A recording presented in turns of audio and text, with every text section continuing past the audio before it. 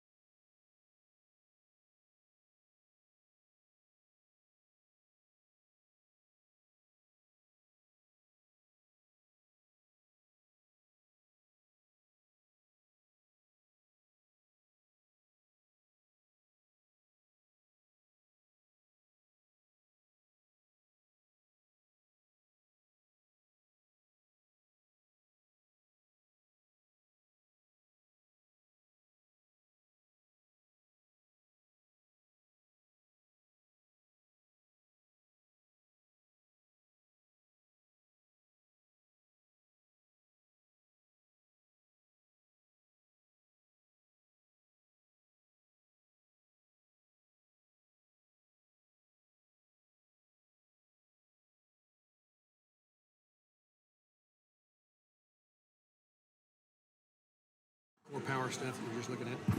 Just shut it out.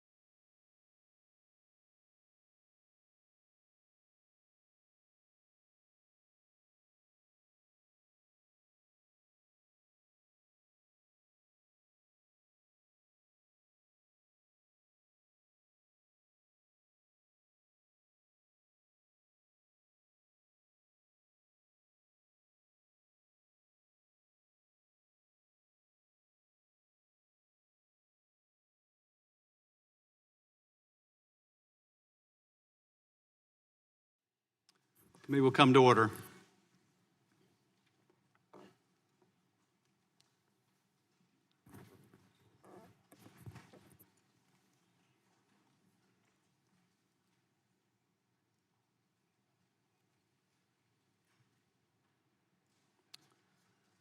At the outset, and on behalf of my colleagues, I want to thank you, Special Counsel Mueller, for a lifetime of service to the country. Your report, for those who have taken the time to study it, is methodical and it is devastating. For it tells the story of a foreign adversary's sweeping and systematic intervention in a close U.S. presidential election. That should be enough to deserve the attention of every American, as you well point out. But your report tells another story as well. For the story of the 2016 election is also a story about disloyalty to country, about greed, and about lies. Your investigation determined that the Trump campaign, including Donald Trump himself, knew that a foreign power was intervening in our election and welcomed it, built Russian meddling into their strategy, and used it. Disloyalty to country. Those are strong words, but how else are we to describe a presidential campaign which did not inform the authorities of a foreign offer of dirt on their opponent, which did not publicly shun it or turn it away, but which instead invited it, encouraged it, and made full use of it? That disloyalty may not have been criminal, constrained by uncooperative witnesses, the destruction of documents, and the use of encrypted communications. Your team was not able to establish each of the elements of the crime of conspiracy beyond a reasonable doubt, so not a provable crime in any event. But I think maybe something worse. A crime is the violation of law written by Congress, but disloyalty to country violates the very oath of citizenship, our devotion to a core principle on which our nation was founded, that we, the people, and not some foreign power that wishes us ill, we decide who governs us. This is also a story about money, about greed and corruption, about the leadership of a campaign willing to compromise the nation's interest, not only to win, but to make money at the same time. About a campaign chairman indebted to pro-Russian interests who tried to use his position to clear his debts and make millions. About a national security advisor using his position to make money from still other foreign interests. And about a candidate trying to make more money than all of them put together through a real estate project that to him was worth a fortune, hundreds of millions of dollars, and the realization of a lifelong ambition, a Trump Tower in the heart of Moscow. A candidate who, in fact, viewed his whole campaign as the greatest infomercial in history. Donald Trump and his senior staff were not alone in their desire to use the election to make money. For Russia, too, there was a powerful financial motive. Putin wanted relief from U.S. economic sanctions imposed in the wake of Russia's invasion of Ukraine and over human rights violations. The secret Trump Tower meeting between the Russians and senior campaign officials was about sanctions. The secret conversations between Flynn and the Russian ambassador were about sanctions. Trump and his team wanted more money for themselves, and the Russians wanted more money for themselves and for their oligarchs. But the story doesn't end here either. For your report also tells a story about lies, lots of lies. Lies about a gleaming tower in Moscow and lies about talks with the Kremlin. Lies about the firing of FBI Director James Comey, and lies about efforts to fire you, Director Mueller, and lies to cover it up. Lies about secret negotiations with the Russians over sanctions, and lies about WikiLeaks. Lies about polling data, and lies about hush money payments. Lies about meetings in the Seychelles to set up secret back channels, and lies about a secret meeting in New York Trump Tower. Lies to the FBI, lies to your staff, and lies to this committee. Lies to obstruct an investigation into the most serious attack on our democracy by a foreign power in our history. That is where your report ends, Director Mueller, with a scheme to cover up, obstruct, and deceive every bit as systematic and pervasive as the Russian disinformation campaign itself, but far more pernicious since this rot came from within. Even now, after 448 pages and 2 volumes, the deception continues. The president and his acolytes say your report found no collusion, though your report explicitly declined to address that question, since collusion can involve both criminal and non-criminal conduct. Your report laid out multiple offers of Russian help to the Trump campaign, the campaign's acceptance of that help, and overt acts in furtherance of Russian help. To most Americans, that is the very definition of collusion, whether it is a crime or not. They say your report found no evidence of obstruction, though you outline numerous actions by the president intended to obstruct the investigation. They say the president has been fully exonerated, though you specifically declare you could not exonerate him. In fact, they say your whole investigation was nothing more than a witch hunt, that the Russians didn't interfere in our election, that it's all a terrible hoax. The real crime, they say, is not that the Russians intervened to help Donald Trump, but that the FBI had the temerity to investigate it when they did. But worst of all, worse than all the lies and the greed, is the disloyalty to country. For that too continues. When asked if the Russians intervene again, will you take their help, Mr. President? Why not? Was the essence of his answer. Everyone does it. No, Mr. President, they don't. Not in the America envisioned by Jefferson, Madison, and Hamilton. Not for those who believe in the idea that Lincoln labored until his dying day to preserve, the idea animating our great national experiment, so unique then, so precious still, that our government is chosen by our people through our franchise and not by some hostile foreign power. This is what is at stake. Our next election and the one after that, for generations to come, our democracy. This is why your work matters, Director Mueller. This is why our investigation matters, to bring these dangers to light. Ranking Member Nunes. Thank you, Mr. Chairman. Welcome, everyone, to the last gasp of the Russia collusion conspiracy theory.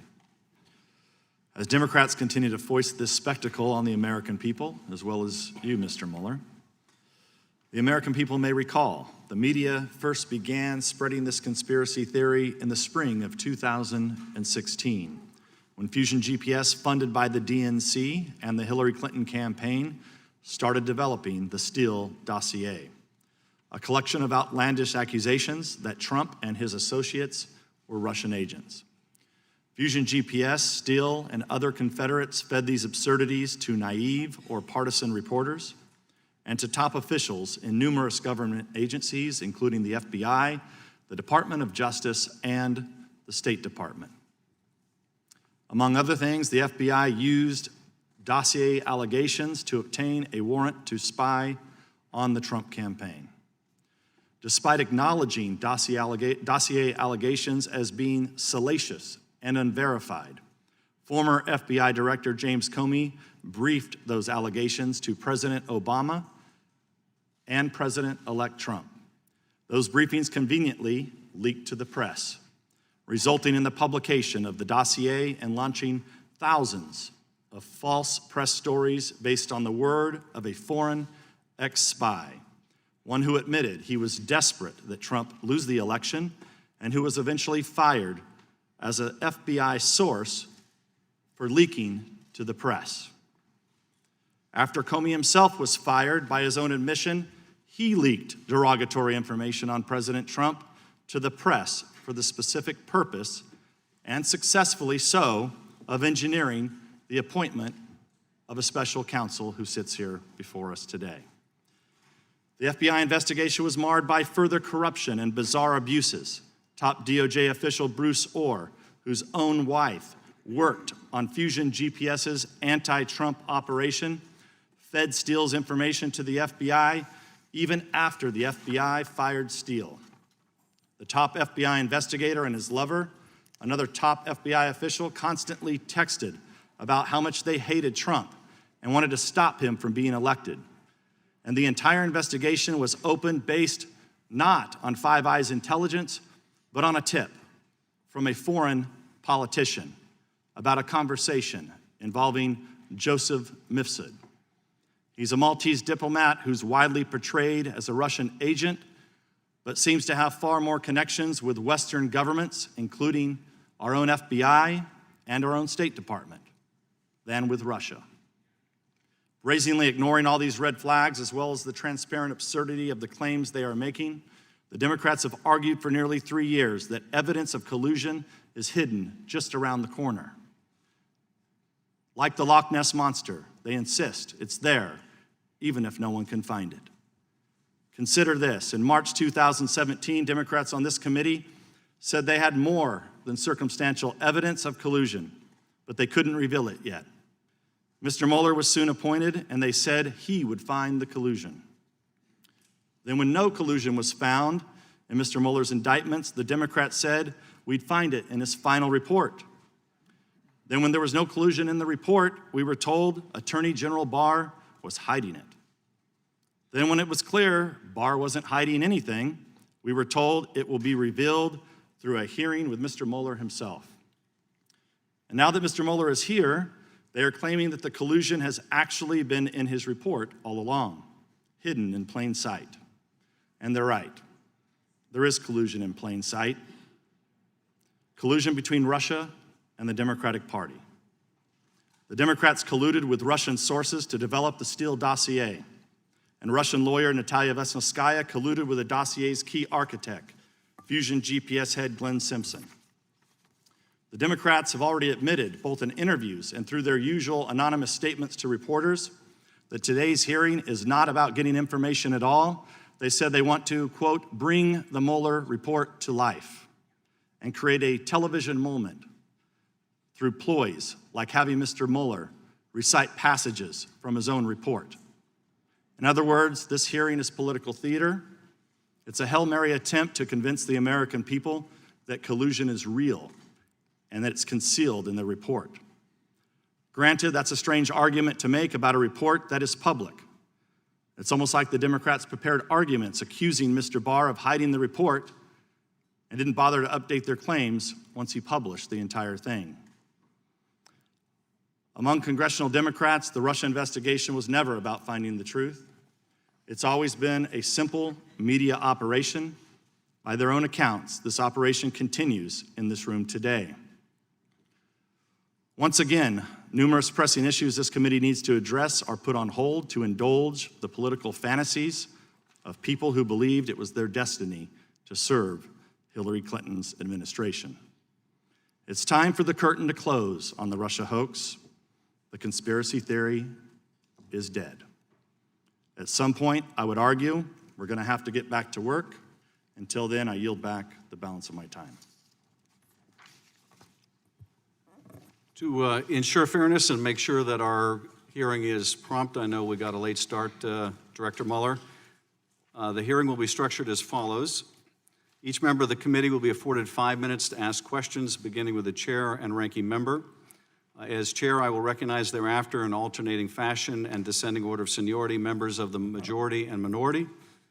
After each member has asked his or her questions, the ranking member will be afforded an additional 5 minutes to ask questions, followed by the chair, who will have additional 5 minutes for questions. The ranking member and the chair will not be permitted to delegate or yield our final round of questions to any other member. After 6 members of the majority and 6 members of the minority have concluded their 5-minute rounds of questions, we'll take a 5 or 10-minute break that we understand you've requested before resuming the hearing with Congressman Swalwell starting his round of questions. Special Counsel Mueller is accompanied today by Aaron Zebley, who served as Deputy Special Counsel from May 2017 until May 2019 and had day-to-day oversight of the Special Counsel's investigation.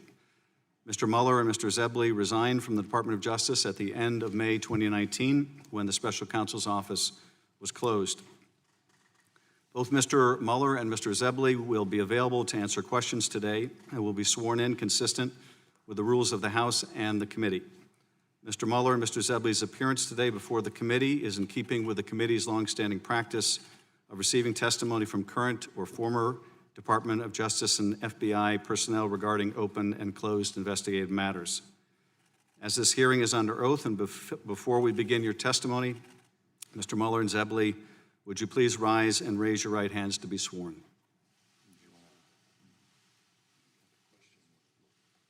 Let me swear them in. Do you swear or affirm that the testimony you are about to give at this hearing is the whole truth and nothing but the truth? Thank you. The record will reflect that the witnesses have been duly sworn. Ranking member. Thank you, Mr. Chair. I just want to clarify that this is highly unusual for Mr. Zebley to be sworn in. We're here to ask Director Mueller questions. He's here as counsel. Our side is not going to be directing any questions to Mr. Zebley, and we have concerns about his prior representation of the Hillary Clinton campaign aide. So I just want to voice that concern that we do have, and we will not be addressing any questions to Mr. Zebley today. I thank the ranking member. I realize, as you probably do, Mr. Zebley, that there is an angry man down the street who's not happy about your being here today, but it is up to this committee and not anyone else who will be allowed to be sworn in and testify, and you are welcome as a private citizen to testify, and members may direct their questions to whoever they choose. With that, Director Mueller, you are recognized for any opening remarks you'd like to make. Good afternoon, Chairman Schiff, Ranking Member Nunes, and members of the committee. I testified this morning before the House Judiciary Committee. I ask that the opening statement I made before that committee be incorporated into the record here. Without objection, Director. I understand that this committee has a unique jurisdiction and that you are interested in further understanding the counterintelligence implications of our investigation. So let me say a word about how we handled the potential impact of our investigation on counterintelligence matters. As we explained in our report, the Special Counsel regulations effectively gave me the role of United States Attorney. As a result, we structured our investigation around evidence for possible use in prosecution of federal crimes. We did not reach what you would call counterintelligence conclusions. We did, however, set up processes in the office to identify and pass counterintelligence information onto the FBI. Members of our office periodically brief the FBI about counterintelligence information. In addition, there were agents and analysts from the FBI who were not on our team, but whose job it was to identify counterintelligence information in our files and to disseminate that information to the FBI. For these reasons, questions about what the FBI has done with the counterintelligence information obtained from our investigation should be directed to the FBI.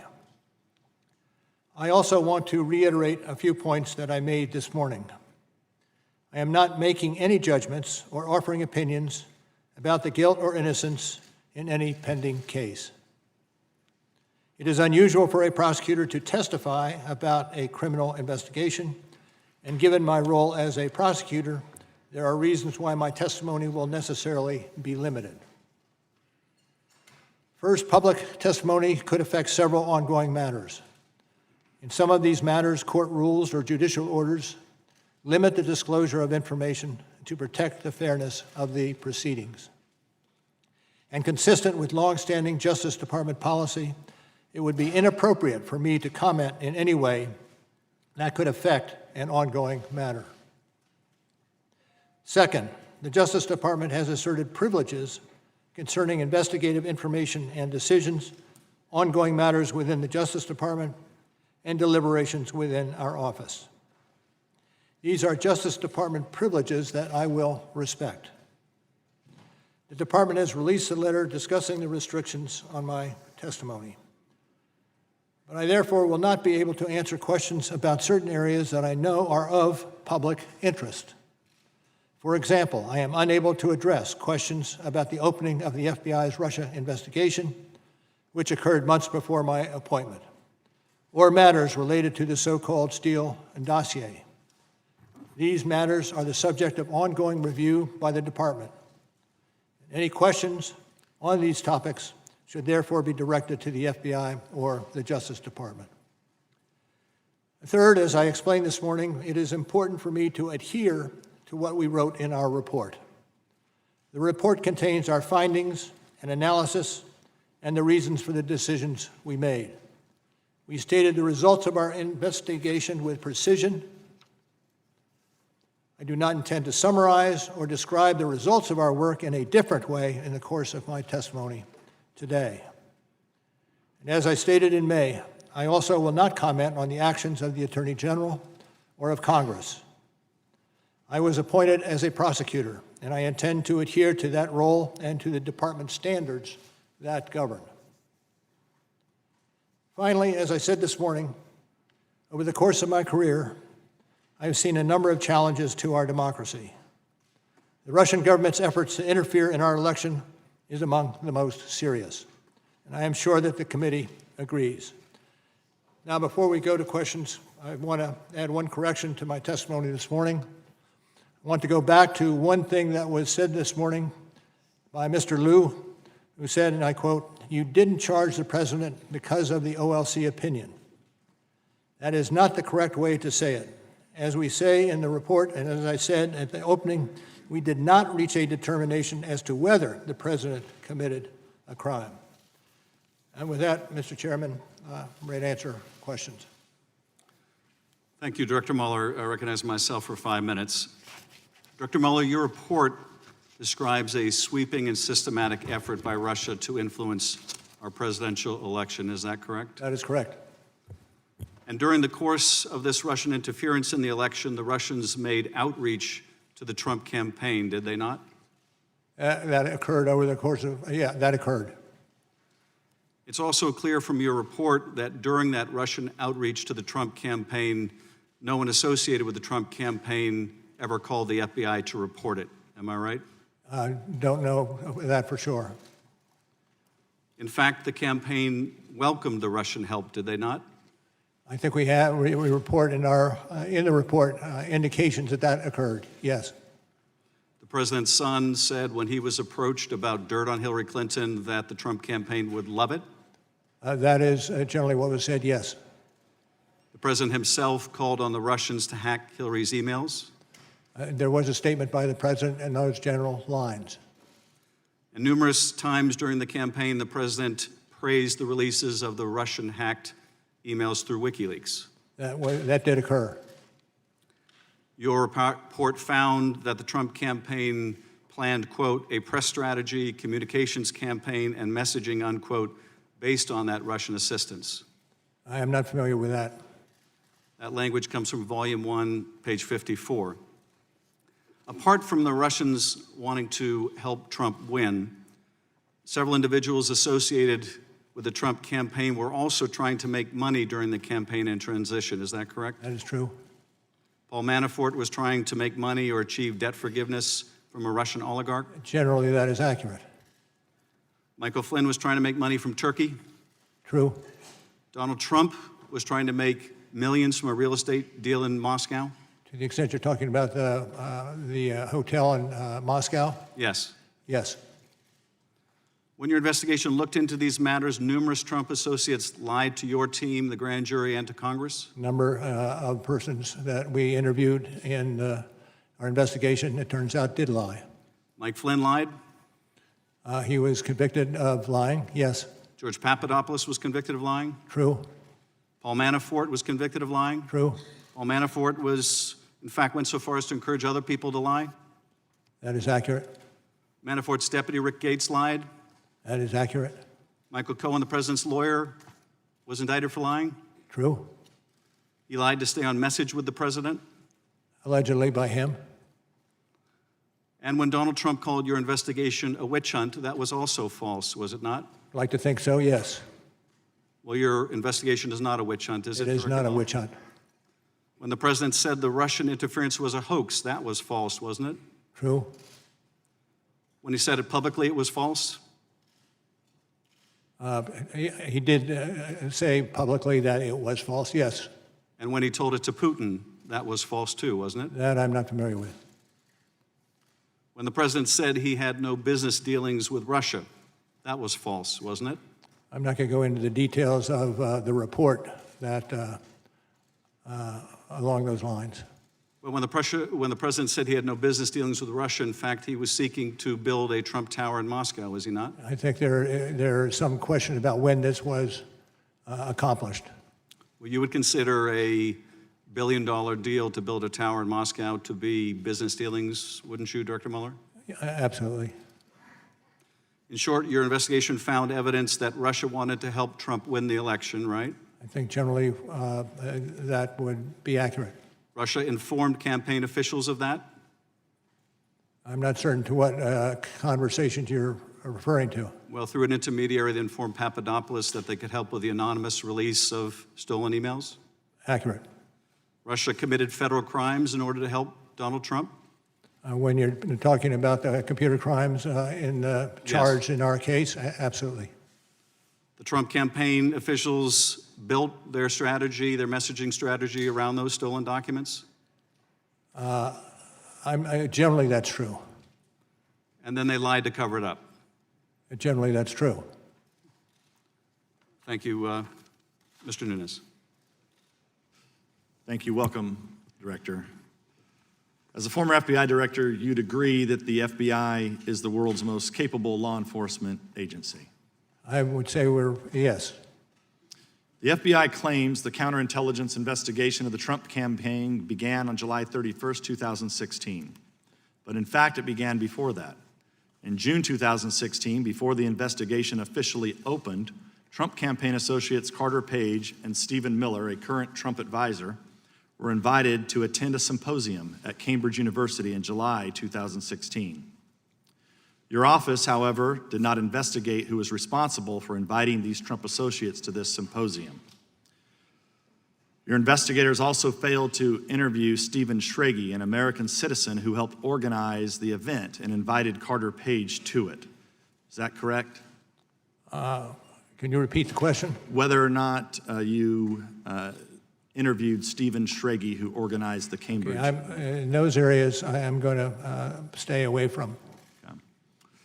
The first Trump associate to be investigated was General Flynn.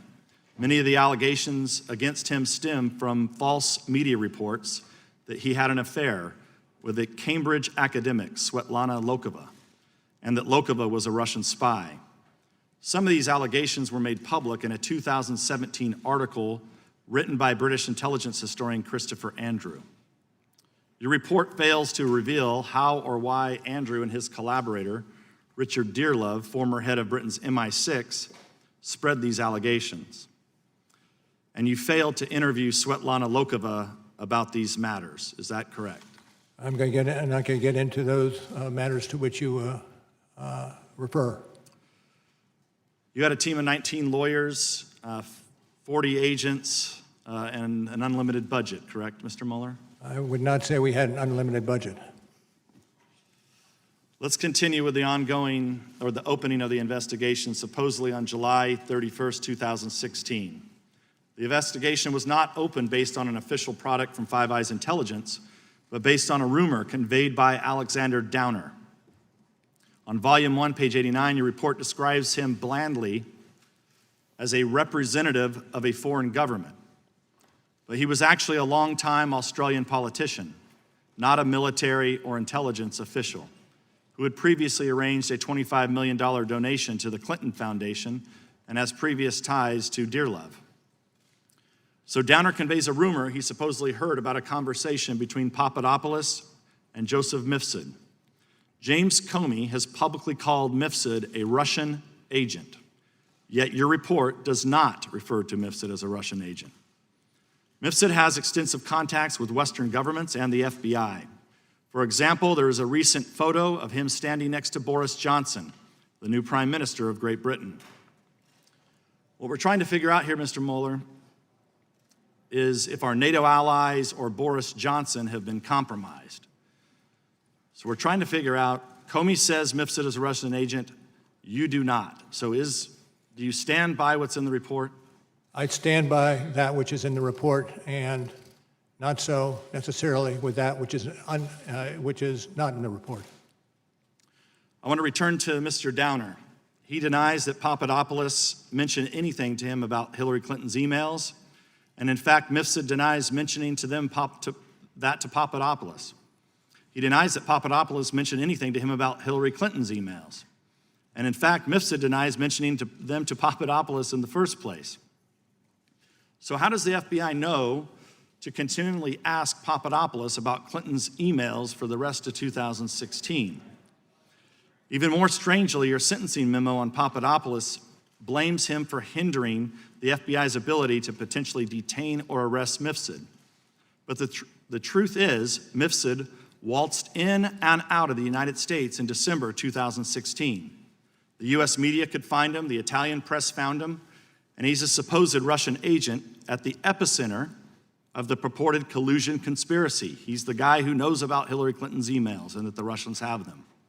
But the FBI failed to question him for a half a year after officially opening the investigation. And then according to Volume 1, page 193 of your report, once Mifsud finally was questioned, he made false statements to the FBI.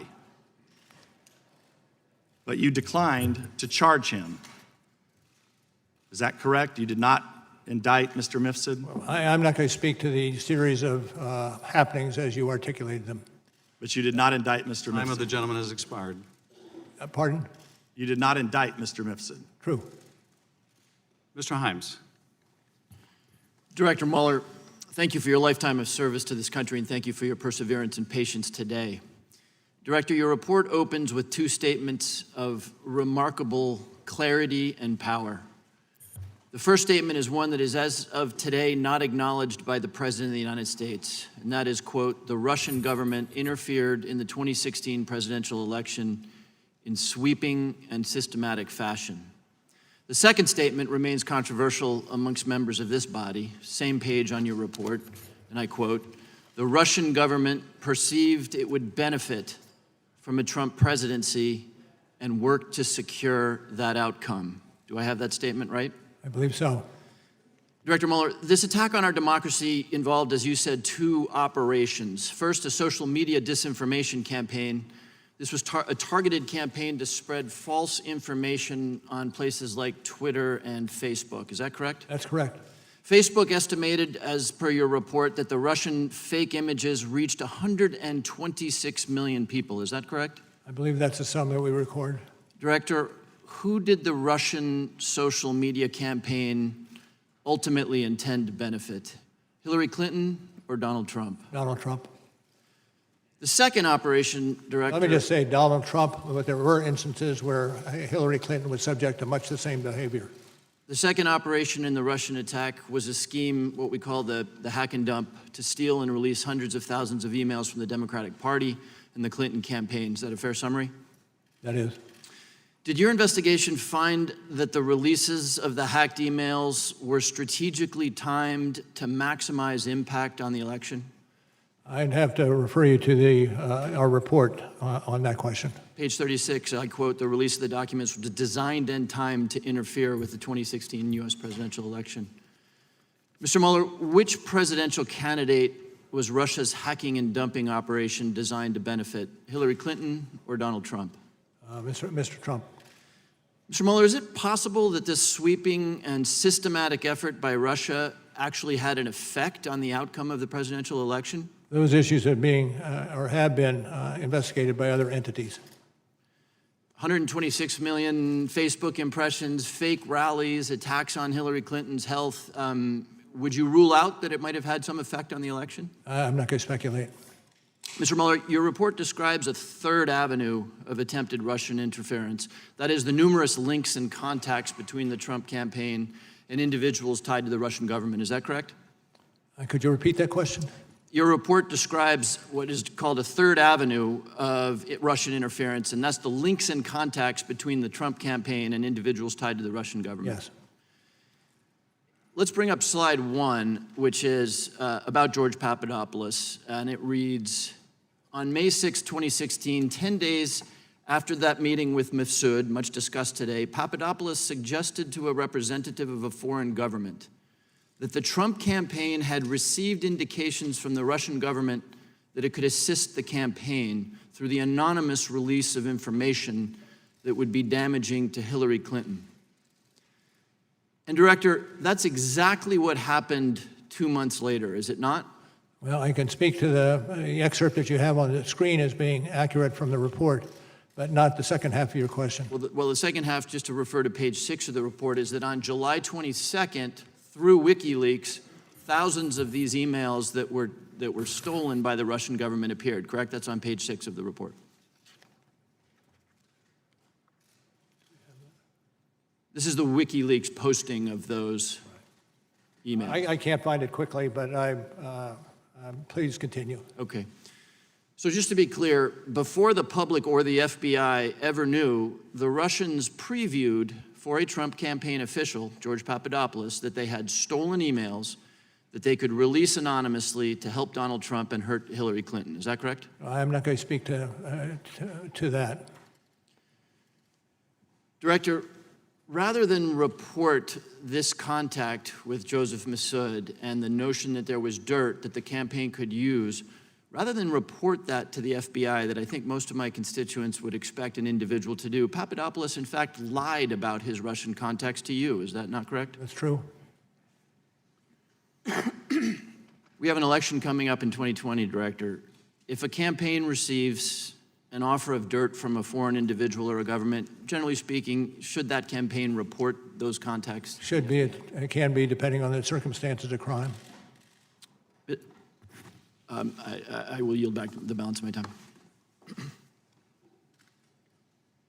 Mr. Conaway. Thank you. Mr. Mueller, did anyone ask you to exclude anything from your report that you felt should have been in the report? I don't think so, but it's not a small report. But no one asked you specifically to exclude something that you believe should have been in there? Not that I can recall, no. I yield the balance of my time to Mr. Ratcliffe. Thank you. Thank the gentleman for yielding. Good afternoon, Director Mueller. In your May 29th press conference, and again in your opening remarks this morning, you made it pretty clear you wanted the special counsel report to speak for itself.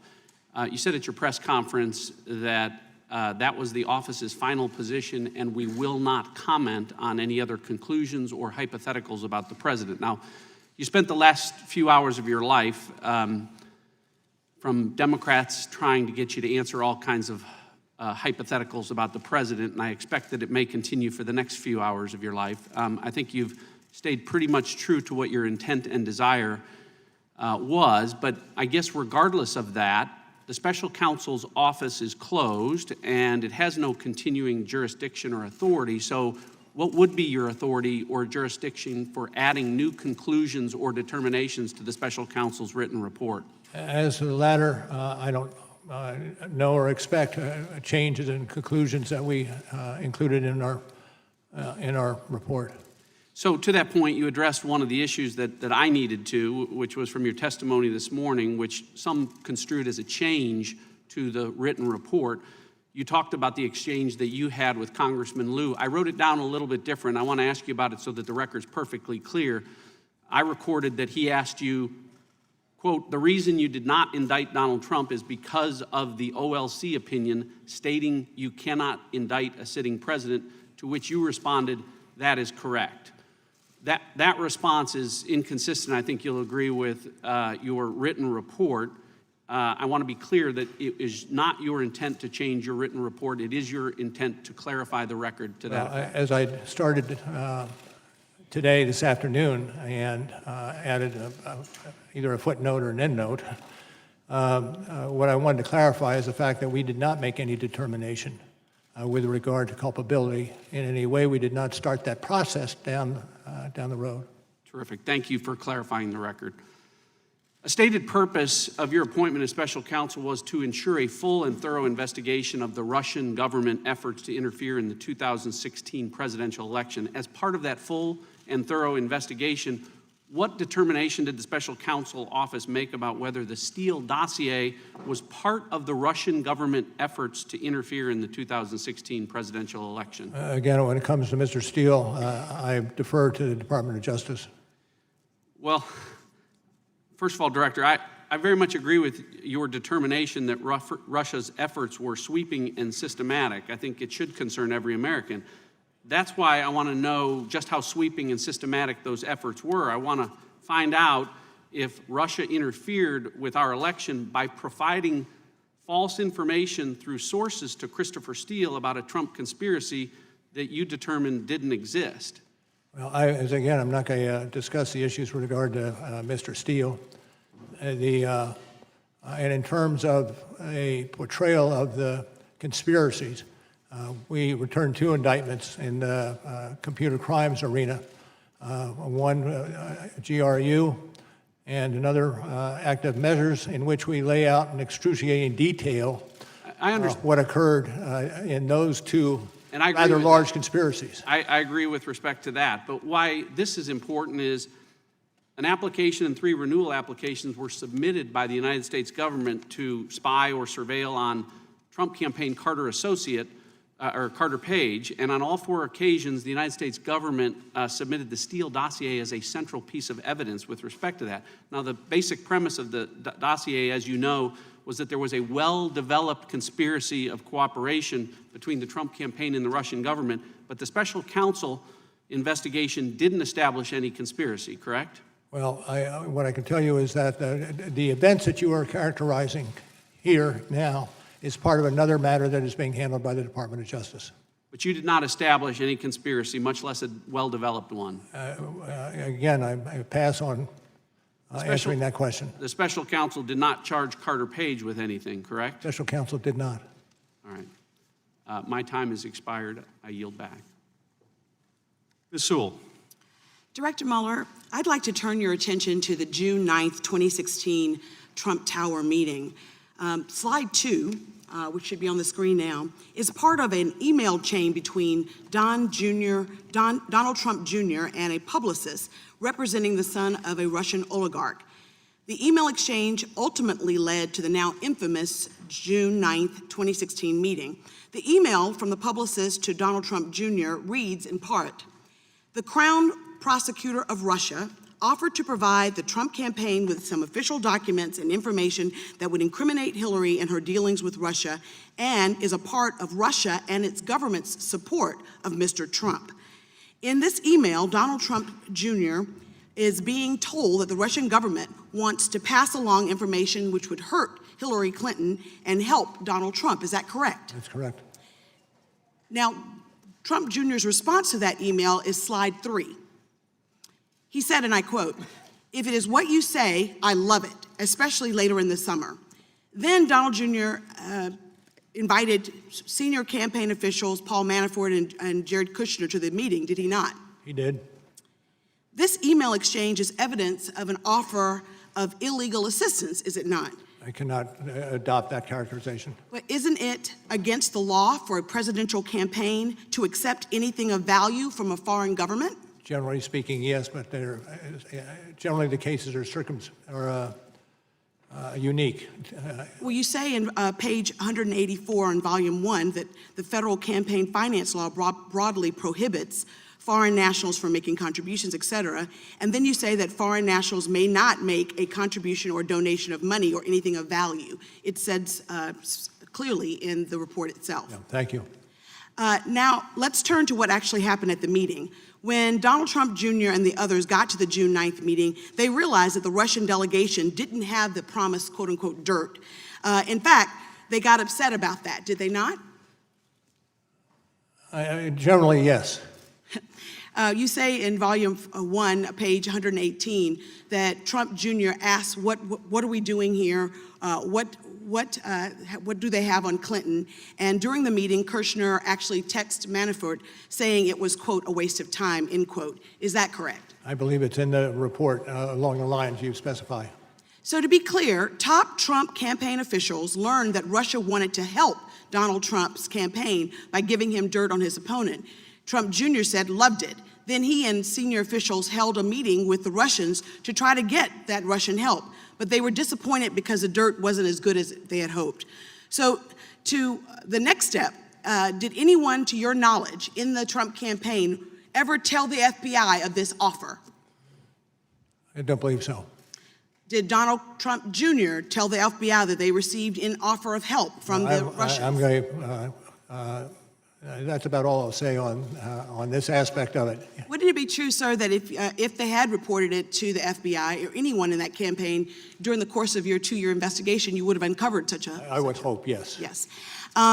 Sir, is it not the responsibility of political campaigns to inform the FBI if they receive information from a foreign government? I would think that that's something they would and should do. Well, not only did the campaign not tell the FBI, they sought to hide the existence of the June 9th meeting for over a year. Is that not correct? On the general characterization, I would question it. If you're referring to later initiative that flowed from the media, then... No, what I'm suggesting is that you've said in Volume 2, page 5, on several occasions the president directed aides not to publicly disclose the email setting up the June 9th meeting. Yes, that's accurate. Thanks. Sir, given this illegal assistance by Russians, you chose, even given that, you did not charge Donald Trump Jr. or any of the other senior officials with conspiracy. Is that right? Correct. And while it when may you're not... talking about, if you're talking about other individuals, you're talking about the attendees. Yes, that's on right. June 9, and that's right. accurate. So, Mr. Mueller, even though you didn't charge them with conspiracy, don't you think that the American people would be concerned that these 3 senior campaign officials eagerly sought a foreign adversary's help to win elections? And don't you think that reporting that is important, that we don't set a precedent for future elections? I can't accept that characterization. Well, listen, I think that it seems like a betrayal of American values to me, sir, that someone with, if not being criminal, is definitely unethical and wrong. And I would think that we would not want to set a precedent that political campaigns should not divulge of information if it's foreign government assistance. Thank you, sir. Mr. Turner. Mr. Mueller, I have your opening statement. And in the beginning of your opening statement, you indicate that pursuant to Justice Department regulations, that you submitted a confidential report to the Attorney General at the conclusion of the investigation. What I'd like you to confirm is the report that you did, that is the subject matter of this hearing, was to the Attorney General. Yes. Now, you also state in this opening statement that you threw overboard the word collusion because it's not a legal term. You would not conclude because collusion was not a legal term. Well, it depends on how you want to use the word. In the general parlance, people can think of it that way, but if you're talking about in the criminal statute arena, you can't, because it really is much more aptly and accurately described as conspiracy. Right, so your words are it's not a legal term, so you didn't put it in your conclusion, correct? That's what your opening statement says. Mr. Mueller, I want to talk about your powers and authorities. Now, the Attorney General and the appointment order gave you powers and authorities that reside in the Attorney General. Now, the Attorney General has no ability to give you powers and authority greater than the powers and authority of the Attorney General, correct? No, I don't believe, I think that is correct. Mr. Mueller, I want to focus on one word in your report. It's the second to the last word in the report. It's exonerate. The report states, accordingly, while this report does not conclude that the president committed a crime, it does not exonerate him. Now, in the judiciary hearing, in your prior testimony, you've already agreed with Mr. Radcliffe that exonerate is not a legal term, that there is not a legal test for this. So I have a question for you, Mr. Mueller. Mr. Mueller, does the Attorney General have the power or authority to exonerate? Now, what I'm putting up here is the United States Code. This is where the Attorney General gets his power, and the Constitution, and the annotated cases of these, which we've searched. We even went to your law school, because I went to Case Western, but I thought maybe your law school teaches it differently, and we got the criminal law textbook from your law school. Mr. Mueller, nowhere in these, because we had them scanned, is there a process or description on exonerate. There's no office of exoneration at the Attorney General's office. There's no certificate at the bottom of his desk. Mr. Mueller, would you agree with me that the Attorney General does not have the power to exonerate? I'm going to pass on that. Why? because it embroils us in a legal discussion, and I'm not prepared to do a legal discussion in that arena. Well, Mr. Mueller, you would not disagree with me when I say that there is no place that the Attorney General has the power to exonerate, and he's not been given that authority. You would not. Again, disagree. I'm not going to, I take your question. Great. Well, the one thing that I guess is that the Attorney General probably knows that he can't exonerate either. And that's the part that kind of confuses me. Because if the Attorney General doesn't have the power to exonerate, then you don't have the power to exonerate, and I believe he knows he doesn't have the power to exonerate. And so this is the part that I don't understand. If your report is to the Attorney General, and the Attorney General doesn't have the power to exonerate, and he does not, and he knows that you do not have that power, you don't have to tell him that you're not exonerating the president. He knows this already. So then that kind of changed the context for me for the report. No, we included in the report for exactly that reason. He may not know it, and he should know it. So you believe that the Attorney Bill Barr believes that somewhere in the hallways of the Department of Justice there's an Office of Exoneration? No, that's not what I said. Well, I believe he knows, and I don't believe you put that in there for Mr. Barr. I think you put that in there for exactly what I'm going to discuss next, and that is, so the Washington Post yesterday, when speaking of your report, the article said Trump could not be exonerated of trying to obstruct the investigation itself. Trump could not be exonerated. Now, that statement is correct, Mr. Mueller, isn't it, in that no one can be exonerated? The reporter wrote this. This reporter can't be exonerated. Mr. Mueller, you can't be exonerated. In fact, in our criminal justice system, there is no power or authority to exonerate. Now, this is my concern, Mr. Mueller. This is the headline on all of the news channels while you were testifying today. Mueller, Trump was not exonerated. Now, Mr. Mueller, what you know is that this can't say Mueller exonerated Trump, because you don't have the power or authority to exonerate Trump. You have no more power to declare him exonerated than you have the power to declare him Anderson Cooper. So the problem that I have here is that since there's no one in the criminal justice system that has that power, the president pardons, he doesn't exonerate. Courts and juries don't declare innocent, they declare not guilty. They don't even declare exoneration. The statement about exoneration is misleading, and it's meaningless, and it colors this investigation one word out of the entire portion of your report, and it's a meaningless word that has no legal meaning, and it has colored your entire report. Time of the gentleman has expired. Mr. Carson. Thank you, Chairman. Thank you, Director Mueller, for your years of service to our country.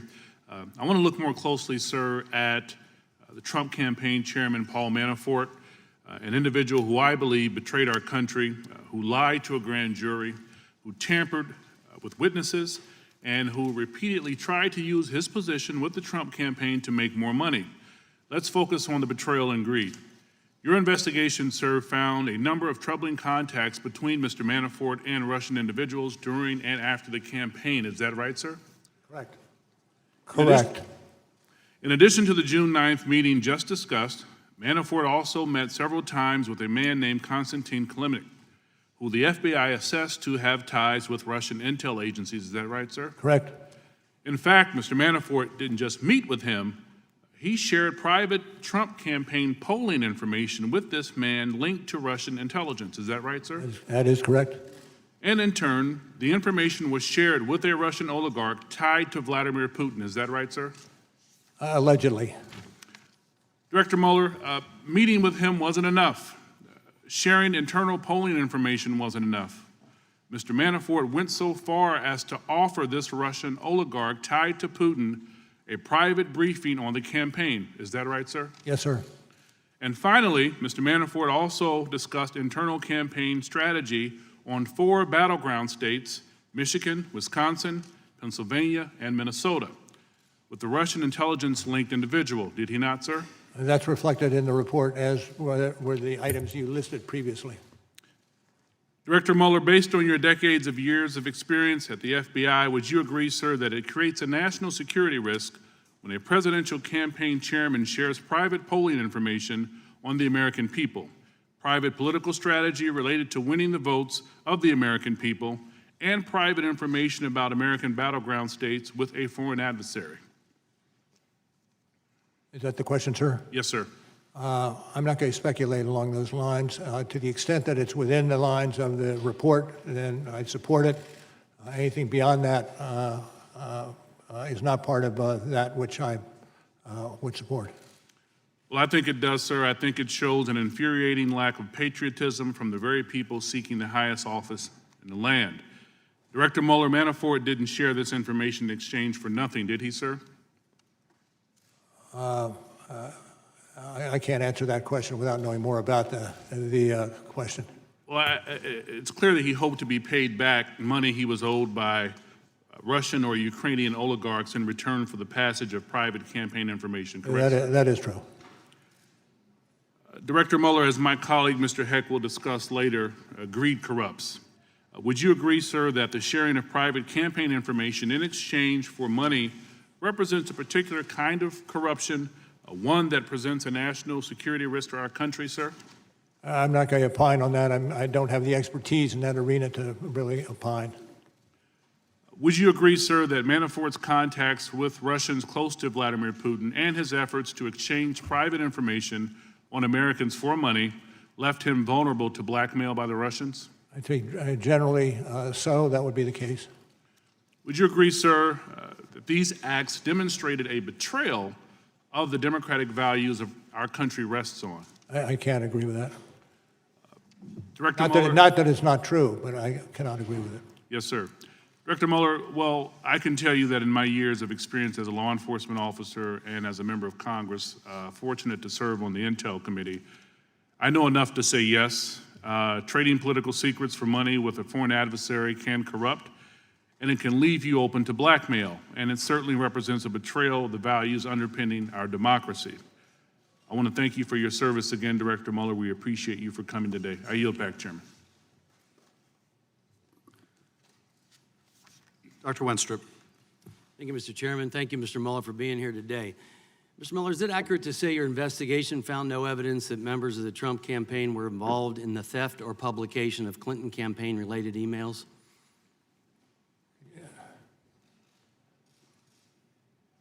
Can you read, or can you repeat the question? Is it accurate to say your investigation found no evidence that members of the Trump campaign were involved in the theft or publication of the Clinton campaign-related emails? I don't know what the, well. Well, Volume 1, page 5, the investigation did not establish that members of the Trump campaign conspired or coordinated with the Russian government in its election interference activities. So it would therefore be inaccurate, based on this, to describe that finding as open to doubt, that finding being that a Trump campaign was involved with theft or publication of the Clinton campaign emails.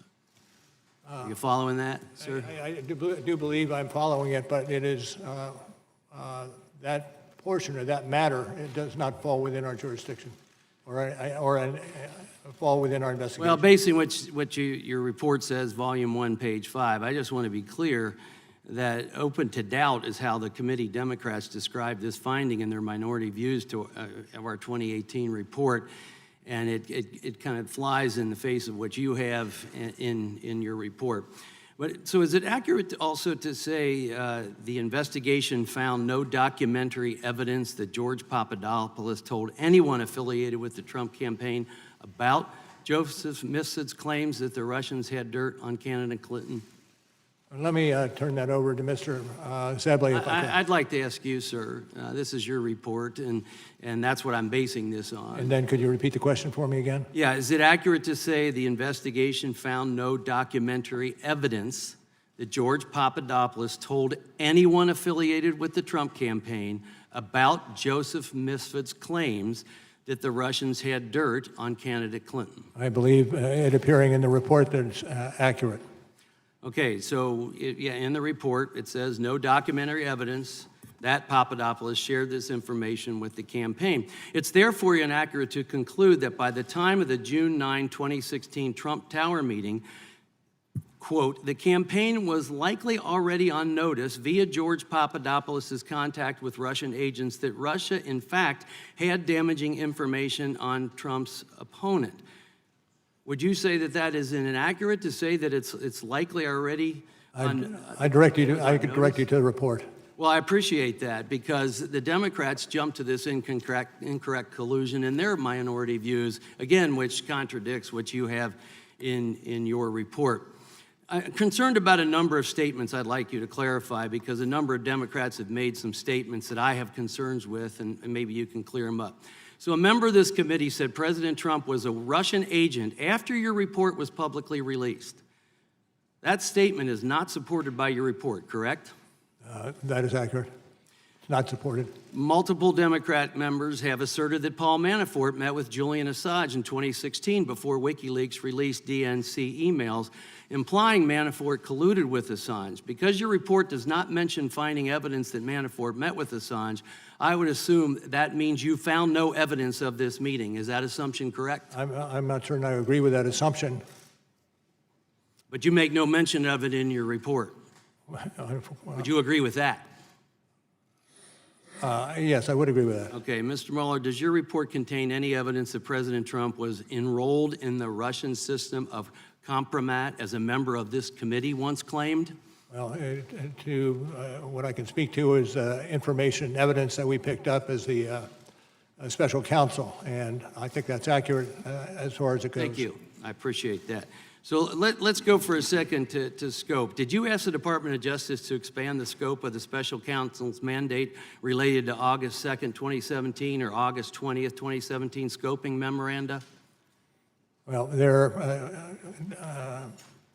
without looking at the memoranda, I could not answer that Well, question. let me ask you, did you ever make a request to expand your office's mandate at all? Generally, yes. And was that ever denied?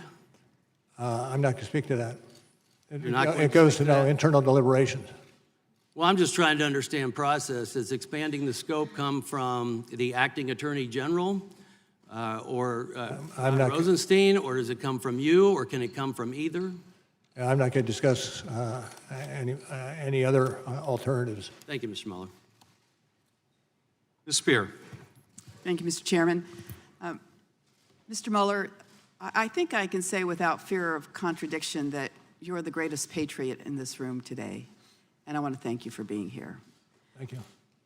You said in your report, and I'm going to quibble with your words, that the Russian intervention was sweeping and systematic.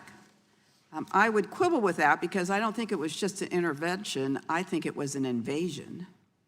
And I don't think it was just sweeping and systematic. I think it was sinister and scheming.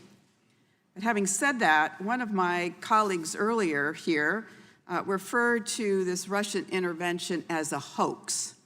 And I'd like to get your comment on that. On page 26 of your report, you talk about the Internet Research Agency and how tens of millions of U.S. persons became engaged with the posts that they made, that there were some 80,000 posts on Facebook, that Facebook itself admitted that 126 million people had probably seen the posts that were put up by the Internet Research Agency, that they had 3,800 Twitter accounts and had designed more than 175,000 tweets that probably reached 1.4 million people. The Internet Research Agency was spending about $1.25 million a month on all of this social media in the United States in what I would call an invasion in our country. Would you agree that it was not a hoax, that the Russians were engaged in trying to impact our election?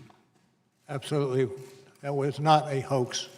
The indictments we returned against the Russians, 2 different ones, were substantial in their scope, using that scope word again. And I think we have underplayed to a certain extent that aspect of our investigation that has and would have long-term damage to the United States that we need to move quickly to address. Thank you for that. I'd like to drill down on that a little bit more.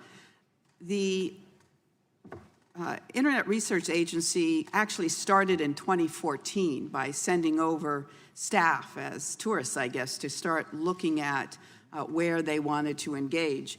And there are many that suggest, and I'm interested in your opinion, as to whether or not Russia is presently in the United States looking for ways to impact the 2020 election. I can't speak to that. That would be in levels of classification. All right.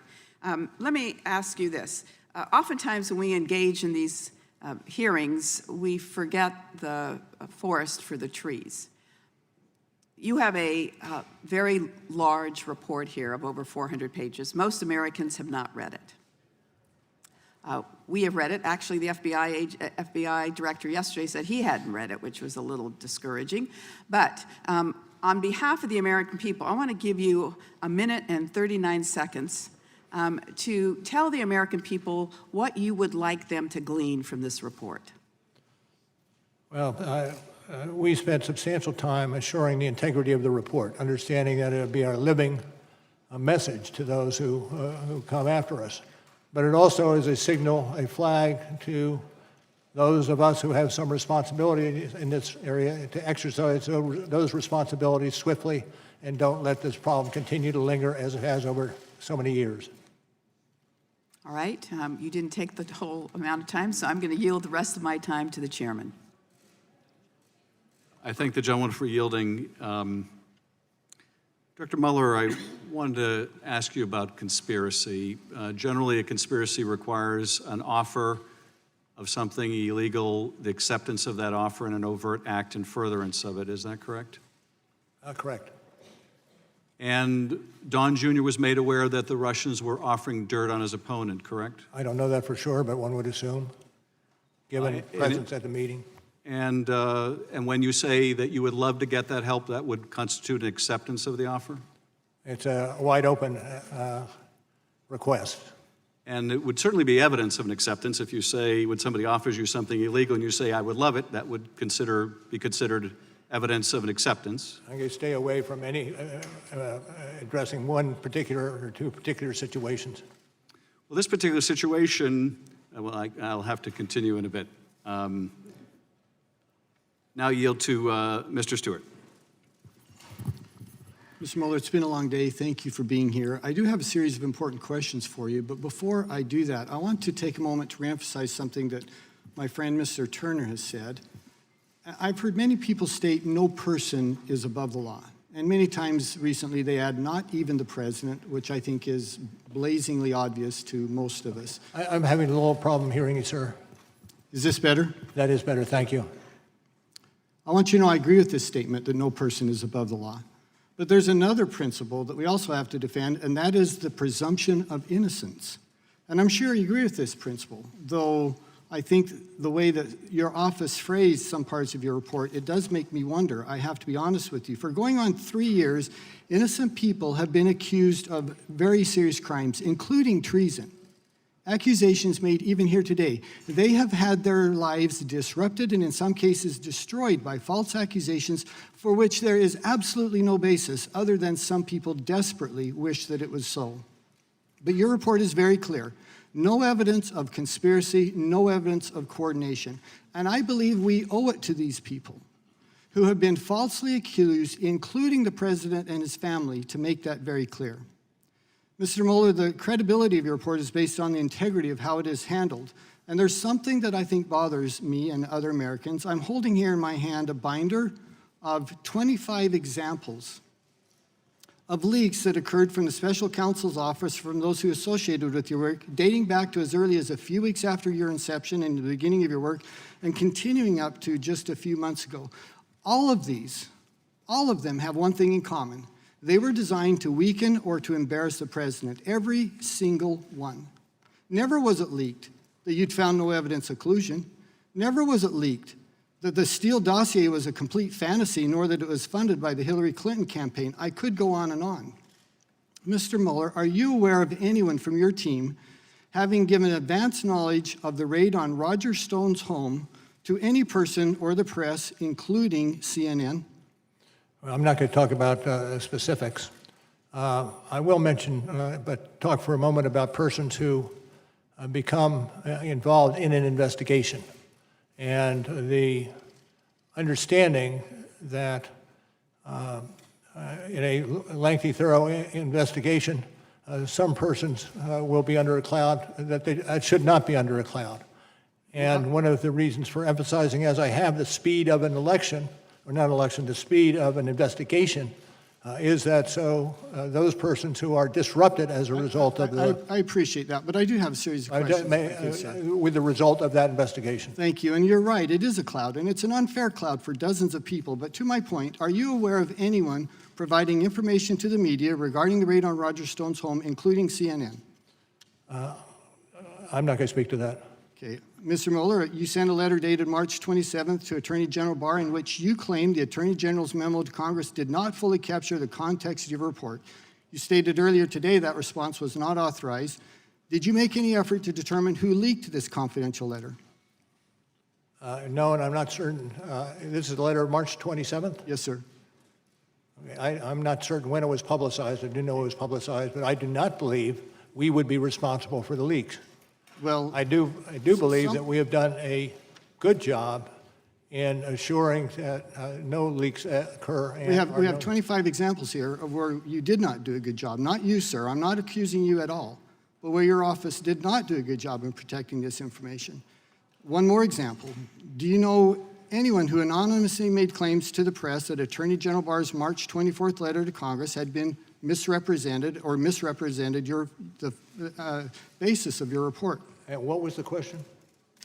Do you know who anonymously made claims to the press that Attorney General Barr's March 24th letter to Congress had misrepresented the findings of your report? No. Sir, given these examples as well as others, you must have realized that leaks were coming from someone associated with the Special Counsel's office. What I'd like to ask is, I do not believe that. Well, sir, this was your work. You're the only one, your office is the only one who had information regarding this. It had to come from your office. Putting that aside, which leads me to my final question, did you do anything about it? From the outset, we've undertaken to make certain that we minimize the possibility of leaks. And I think we were successful over the 2 years that we were in operation.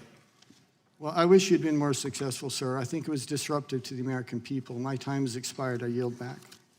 Mr. Quigley. Thank you, Mr. Chairman. Director, thank you for being here. This too shall pass. Earlier today and throughout the day, you have stated the policy that a seated president cannot be indicted, correct? Correct.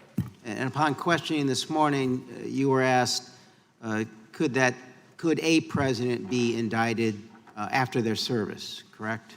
Yes. And your answer was that they could. They could. Director, please speak into the microphone. I'm sorry. Thank you. So They could.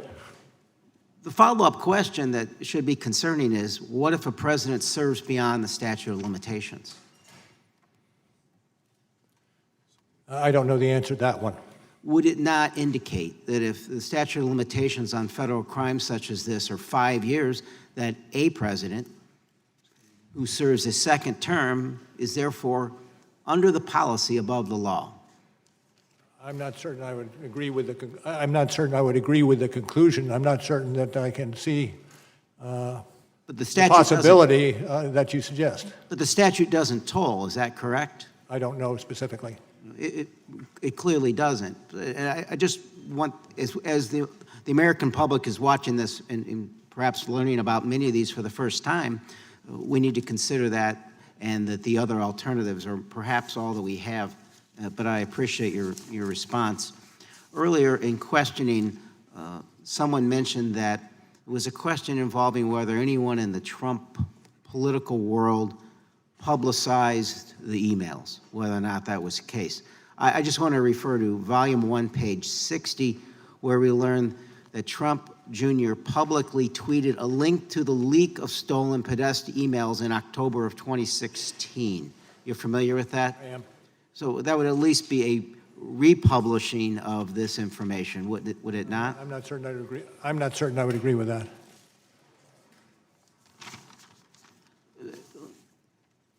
Director Pompeo assessed WikiLeaks in one point as a hostile intelligence service. Given your law enforcement experience and your knowledge of what WikiLeaks did here and what they do generally, would you assess that to be accurate or something similar? How would you assess what WikiLeaks does? Absolutely. And they are currently under indictment. It's Julian Assange. Would it be fair to describe them as, you would agree with Mr. Director Pompeo, that's what he was when he made that remark, that it's a hostile intelligence service, correct? Yes. If we could put up slide 6. This just came out, WikiLeaks. I love WikiLeaks. Donald Trump, October 10th, 2016. This WikiLeaks stuff is unbelievable. It tells you the inner heart. You got to read it. Donald Trump, October 12th, 2016. This WikiLeaks is like a treasure trove. Donald Trump, October 31st, 2016. Boy, I love reading those WikiLeaks. Donald Trump, November 4th, 2016. Do any of those quotes disturb you, Mr. Director? I'm not certain I would say. How do you react to them? Well, it's probably problematic is an understatement in terms of what it displays in terms of giving some, I don't know, hope or some boost to what is and should be illegal activity. Volume 1, page 59. Donald Trump Jr. had direct electronic communications with WikiLeaks during the campaign period. On October 3rd, 2016, WikiLeaks sent another direct message to Trump Jr. asking you guys to help disseminate a link alleging candidate Clinton had advocated a drone to attack Julian Assange. Trump Jr. responded that, quote, he had already done so. Same question.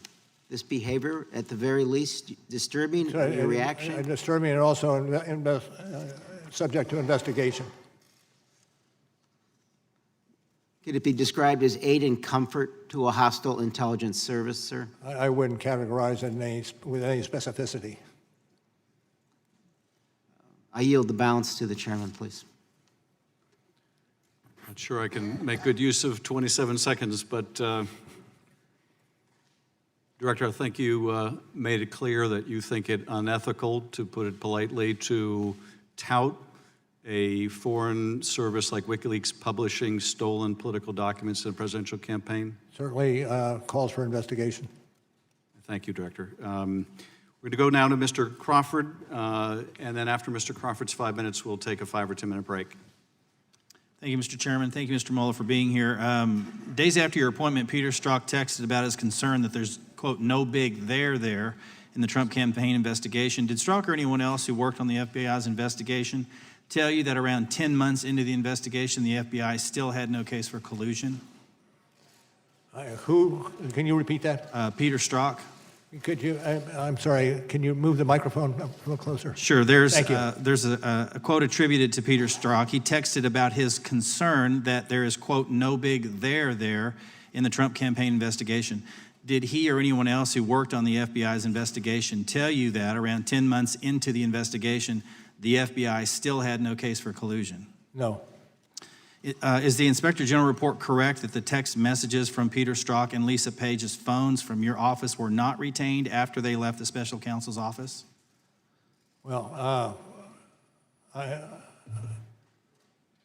don't, it depends on what you're talking about. The investigation into those Peter Strzok went on for a period of time, and I'm not certain what it encompasses. It may well have encompassed what you're adverting to.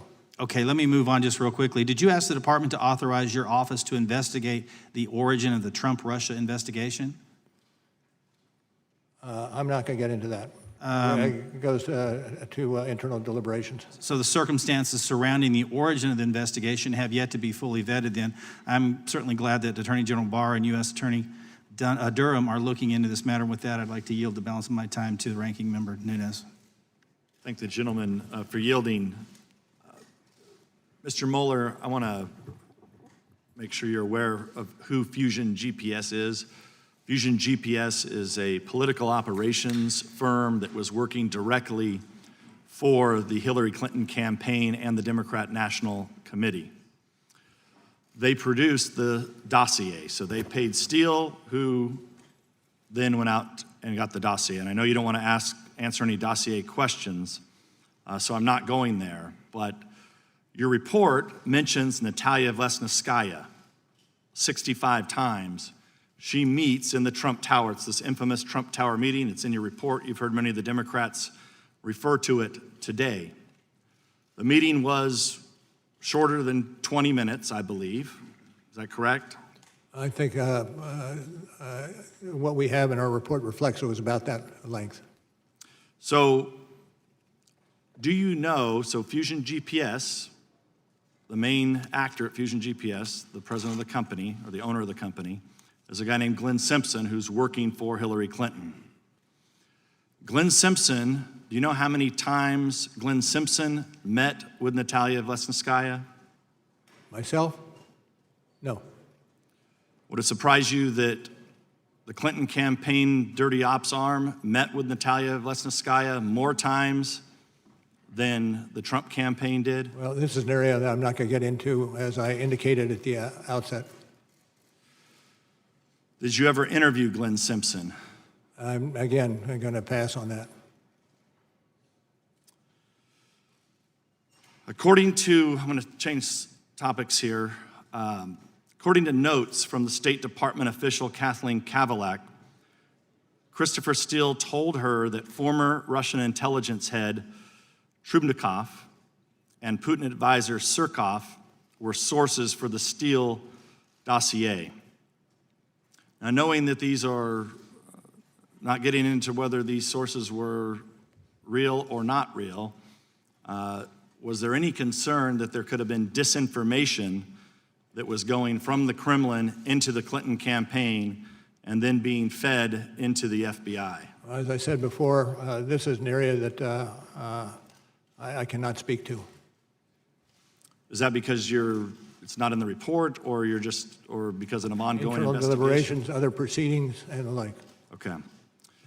When Andrew Weissman and Zaneb Ahmed joined your team, were you aware that Bruce Orr, Department of Justice top official, directly briefed the dossier allegations to them in the summer of 2016? Again, I'm not going to speak to that issue. Okay. Before you arrested George Papadopoulos in July of 2017, he was given $10,000 in cash in Israel. Do you know who gave him that cash? Again, it's outside our ambit, and questions such as that should go to the FBI or the department. But it involved your investigation. It involved persons involved in my investigation. Thank you, Mr. Chairman.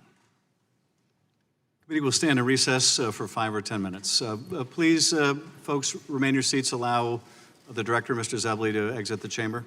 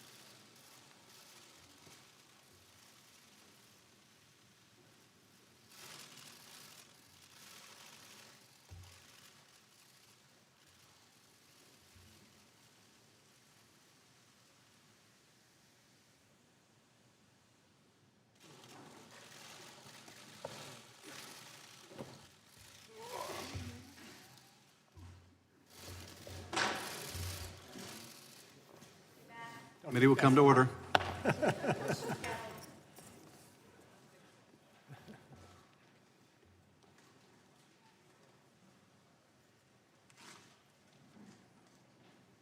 Thank you, sir. Thank you, Director. Mr. Swalwell, you are recognized. Thank you.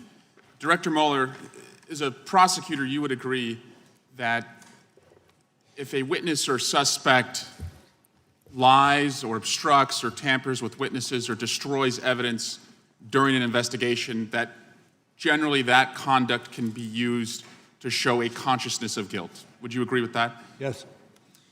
Let's go through the different people associated with the Trump campaign and this investigation who lied to you and other investigators to cover up their disloyal and unpatriotic conduct. If we could put Exhibit 8 up.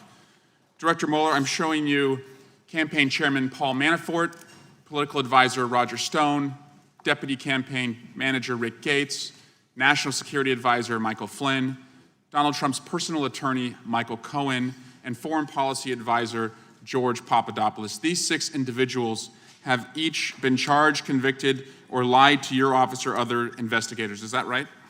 Yes, although I look askance at Mr. Stone because he is he is in a different case here in D.C. So National Security Advisor Flynn lied about discussions with Russian ambassador related to sanctions. Is that right? That's correct. Michael Cohen lied to this committee about Trump Tower Moscow. Is that correct? Yes. George Papadopoulos, the president's senior foreign policy advisor, lied to the FBI about his communications about Russia's possession of dirt on Hillary Clinton. Is that right? Correct. Yes. The president's campaign chairman, Paul Manafort, lied about meetings that he had with someone with ties to Russian intelligence. Is that correct? That's true. And your investigation was hampered by Trump campaign officials' use of encryption communications. Is that right? We believe that to be the case. You also believe to be the case that your investigation was hampered by the deletion of electronic messages. Is that correct? It would be, yes. Generally, any case would be if those kinds of communications are used. For example, you noted that Deputy Campaign Manager Rick Gates, who shared internal campaign polling data with the person with ties to Russian intelligence at the direction of Manafort, that Mr. Gates deleted those communications on a daily basis. Is that right? I take your word. I say I don't know specifically, but if it's in the report, then I support it. That's right, Director. It's Volume 1, page 136. Thank you. In addition to that, other information was inaccessible because your office determined it was protected by attorney-client privilege. Is that correct? That is true. That would include that you do not know whether communications between Donald Trump and his personal attorneys, Jay Sekulow, Rudy Giuliani, and others discouraged witnesses from cooperating with the government. Is that right? I'm not going to talk to that. That would also mean that you can't talk to whether or not pardons were dangled through the president's attorneys because the shield of attorney-client privilege. I'm not going to discuss that. Did you want to interview Donald Trump Jr.? And I'm not going to discuss that. Did you subpoena Donald Trump Jr.? And I'm not going to discuss that. Did you want to interview the president? Yes. Director Mueller, on January 1st, 2017 through March 2019, Donald Trump met with Vladimir Putin in person 6 times, called him 10 times, and exchanged 4 letters with him. Between that time period, how many times did you meet with Donald Trump? I'm not going to get into that. He did not meet with you in person, is that correct? He did not. As a result of lies, deletion of text messages, obstruction, and witness tampering, is it fair to say that you were unable to fully assess the scope and scale of Russia's interference in the 2016 election and Trump's role in that interference? I'm not certain I would adopt that characterization in total. There may be pieces of it that are accurate, but not in total. But you did state in Volume 1, page 10, that while this report embodies factual and legal determinations, the office believes it to be accurate and complete to the greatest extent possible. Given these identified gaps, the office cannot rule out the possibility that the unavailable information would shed additional light. Is that correct? That is correct. We don't know what we don't know. Why is it so important that witnesses cooperate and tell the truth in an investigation like this? Because the testimony of the witnesses goes to the heart of just about any criminal case you have. Thank you. And Mr. Chairman, I'd yield back. And thank you, Director Mueller. Ms. Stefanik. Thank you, Mr. Chairman. Mr. Mueller, as special counsel, did you review documents related to the origin of the counterintelligence investigation into the Trump campaign? On occasion. Was the Steele dossier one of those documents that was reviewed? And I can't discuss that case. I'm just asking a process question. Have you read the Steele dossier? And again, I'm not going to respond to that. You were tasked as special counsel to investigate whether there was collusion between Russia and the Trump campaign associates to interfere with the 2016 election. And the FBI, we know, has relevant documents and information related to the opening of the CI investigation. Were you and your team permitted to access all of those documents? And again, I can't get into that investigative, what we collected and what we're doing with investigation materials. Let me ask it this way. Was there any limitation in your access to documents related to the counterintelligence That's such a broad question. I have real trouble answering it. Did the special counsel's office undertake any efforts to investigate and verify or disprove allegations contained in the Steele dossier? Again, I can't respond. The reason I'm asking for the American public that is watching, it's apparent that the Steele dossier formed part of the basis to justify the FBI's counterintelligence investigation into Russian interference in the 2016 election. As we know, it was used to obtain a FISA warrant on Carter Page. This is why I'm asking these questions. Did your office undertake any efforts to identify Steele's sources or subsources? Again, the same answer. Were these tasks referred to any other agencies? Again, I can't speak to it. Did your office consider whether the Russian government used Steele's sources to provide Steele with disinformation? Again, I can't speak to that. I understand I'm asking these questions just for the record, so thanks for your patience. Shifting gears here, did any member of the special counsel's office staff travel overseas as part of the investigation? Yes, but I can't go further than that. I'm going to ask, to which countries? And I can't answer that. Did they meet with foreign government officials? Again, it's out of our bailiwick. Did they meet with foreign private citizens? Again, I have the same response. Did they seek information about a U.S. citizen or any U.S. citizens? Again, a territory that I cannot go to. Thank you for answering on the record. These are important questions for the American public, and we're hopeful that the IG is able to answer these questions. I will yield the balance of my time to the ranking member. Thank the gentlelady for yielding. Mr. Mueller, I want to go back to, we started off with Joseph Mifsud, who's at the center of this investigation. He appears in your report a dozen times or more. He really is the epicenter. He's at the origin of this. He's the man who supposedly knows about Clinton's emails. You've seen on the screen, the Democrats have continually put up all the prosecutions that you made against Trump campaign officials and others. But I'm struggling to understand why you didn't indict Joseph Mifsud, who seems to be the man in the middle of all of this. Well, I think you understand that you cannot get into either classified or law enforcement information without a rationale for doing it. And I have said all I'm going to be able to say with regard to Mr. Mifsud.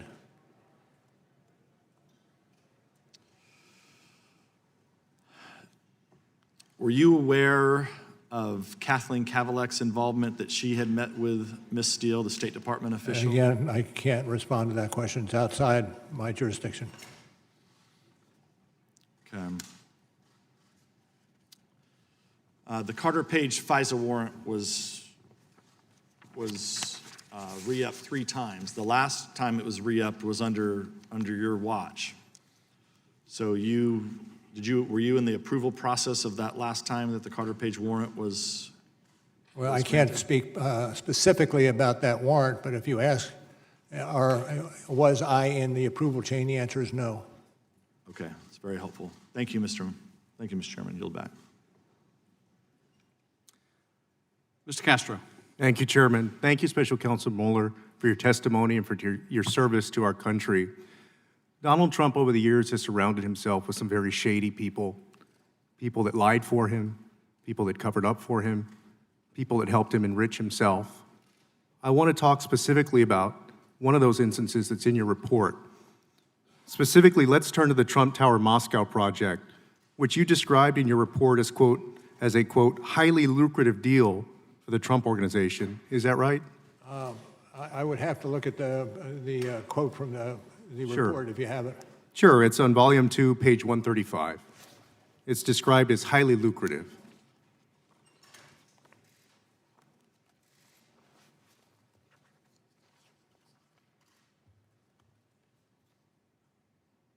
Okay, I have it. Sure. I have it. Thank you, sir. Yeah, no problem. Your office prosecuted Michael Cohen, and Michael Cohen was Donald Trump's lawyer, for lying to this committee about several aspects of the Trump organization's pursuit of the Trump Tower Moscow deal. Is that right? That's correct. According to your report, Cohen lied to, quote, minimize links between the project and Trump, unquote, and to, quote, stick to the party line, unquote, in order not to contradict Trump's public message that no connection existed between Trump and Russia. Is that right? That's yes, that's correct. Now, when you're talking about the party line here, the party line in this case... If I can interject, the one thing I should have said at the outset, if it was in the report, and consequently, I do believe it to be true. Thank you.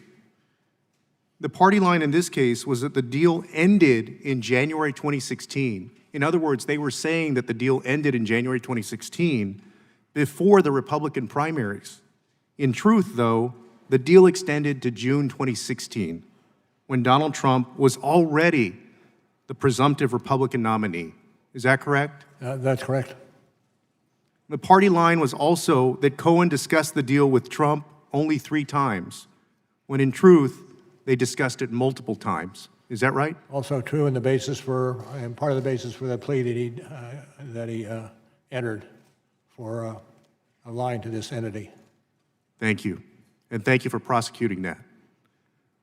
The party line was also that Cohen and Trump never discussed traveling to Russia during the campaign, when in truth, they did discuss it. Is that right? That's accurate. And the party line was that Cohen never received a response from the Kremlin to his inquiries about the Trump Tower Moscow deal. In fact, Cohen not only received a response from the Kremlin to his email, but also had a lengthy conversation with a Kremlin representative who had a detailed understanding of the project. Is that right? If it's in the report, that is accurate. Recitation of that piece of the report.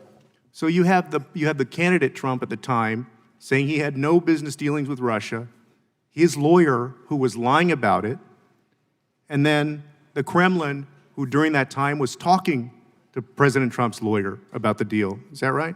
I can't adopt your characterization. Not only was Cohen lying on Trump's behalf, but so was the Kremlin. On August 30th, 2017, 2 days after Cohen submitted his false statement to this committee, claiming that he never received a response to his email to the Kremlin, Vladimir Putin's press secretary told reporters that the Kremlin left the email unanswered. That statement by Putin's press secretary was false, wasn't it? I can't speak to that. Although it was widely reported in the press. Again, I can't speak to that, particularly if it was dependent upon media sources. But it was consistent with the lie that Cohen had made to the committee. Is that right? I'm not certain I could go that far. So Cohen, President Trump, and the Kremlin were all telling the same lie. I defer to you on that. I can't get into the details. Special Counsel Mueller, I want to ask you something that's very important to the nation. Did your investigation evaluate whether President Trump could be vulnerable to blackmail by the Russians because the Kremlin knew that Trump and his associates lied about connections to Russia related to the Trump Tower deal? I can't speak to that. I yield back, Chairman. Mr. Hurd. Thank you, Mr. Chairman. Director Mueller, you've been asked many times this afternoon about collusion, obstruction of justice, and impeachment and the Steele dossier, and I don't think your answers are going to change if I ask you about those questions. So I'm going to ask about a couple of press stories, because a lot of what the American people have received about this have been on press stories, and some of that has been wrong, and some of those press stories have been accurate. On April 13th, 2018, McClatchy reported that you had evidence Michael Cohen made a secret trip to Prague during the 2016 presidential election. I think he told one of the committees here in Congress that was incorrect. Is that story true? I can't go into it. Got you. On October 31st, 2016, Slate published a report suggesting that a server at Trump Tower was secretly communicating with Russia's Alpha Bank, and I quote, akin to what criminal syndicates do. Do you know if that story is true? Do not. Do not. You do not? Know whether it's true. So did you not investigate these allegations which are suggestive of potential Trump-Russia? Because I believe it's not true doesn't mean it would not be investigated. It may well have been investigated, although my belief at this point is not true. Good copy. Thank you.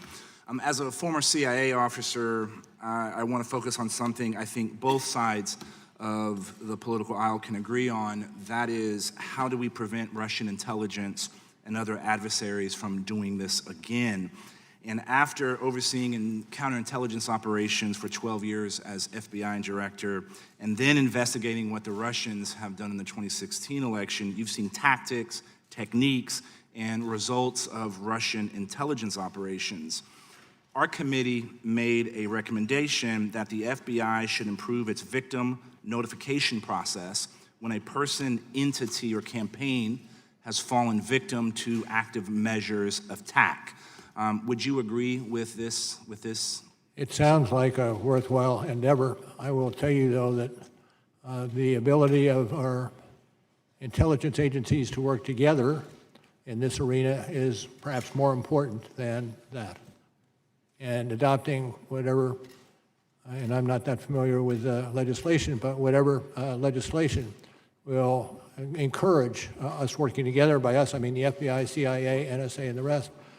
It should be pursued aggressively, early.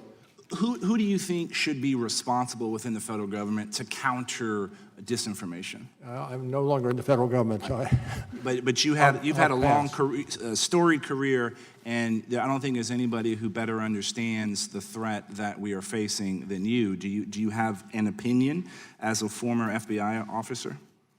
As to?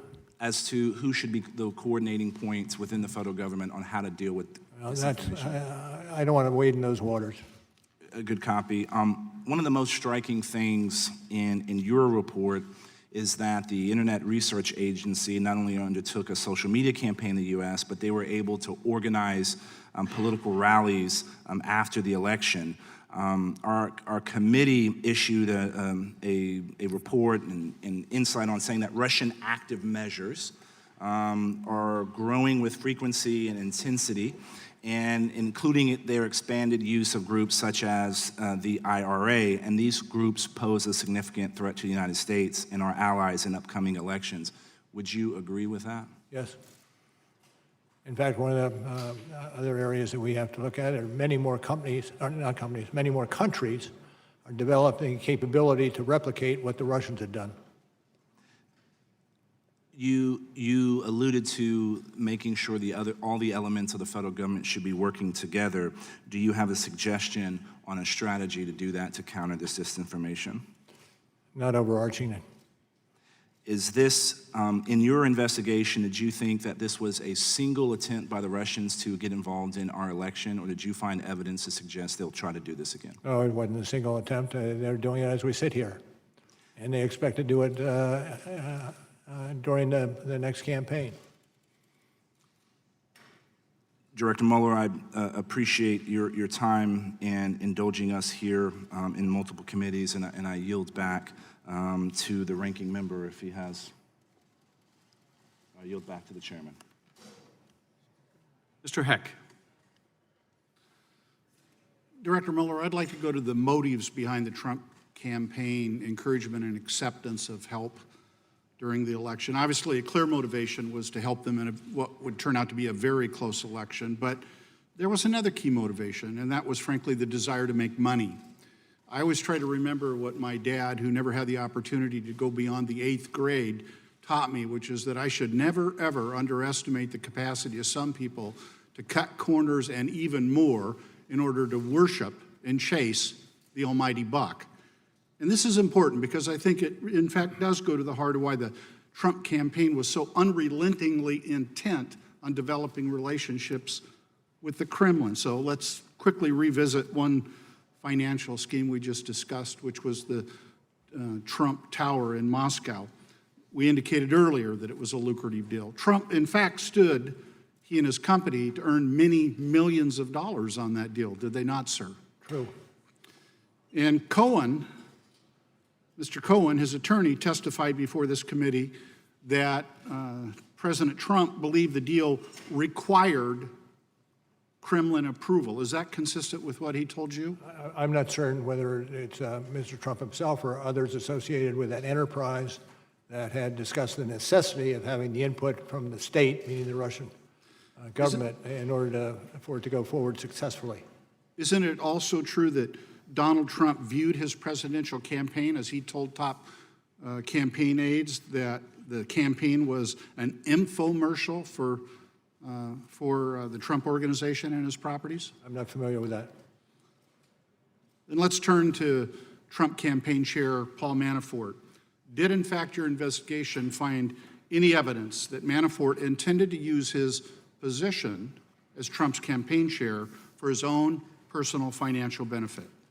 I will say there was some indication of that, but I won't go further. I think you'll find it on page 135 of Volume 1.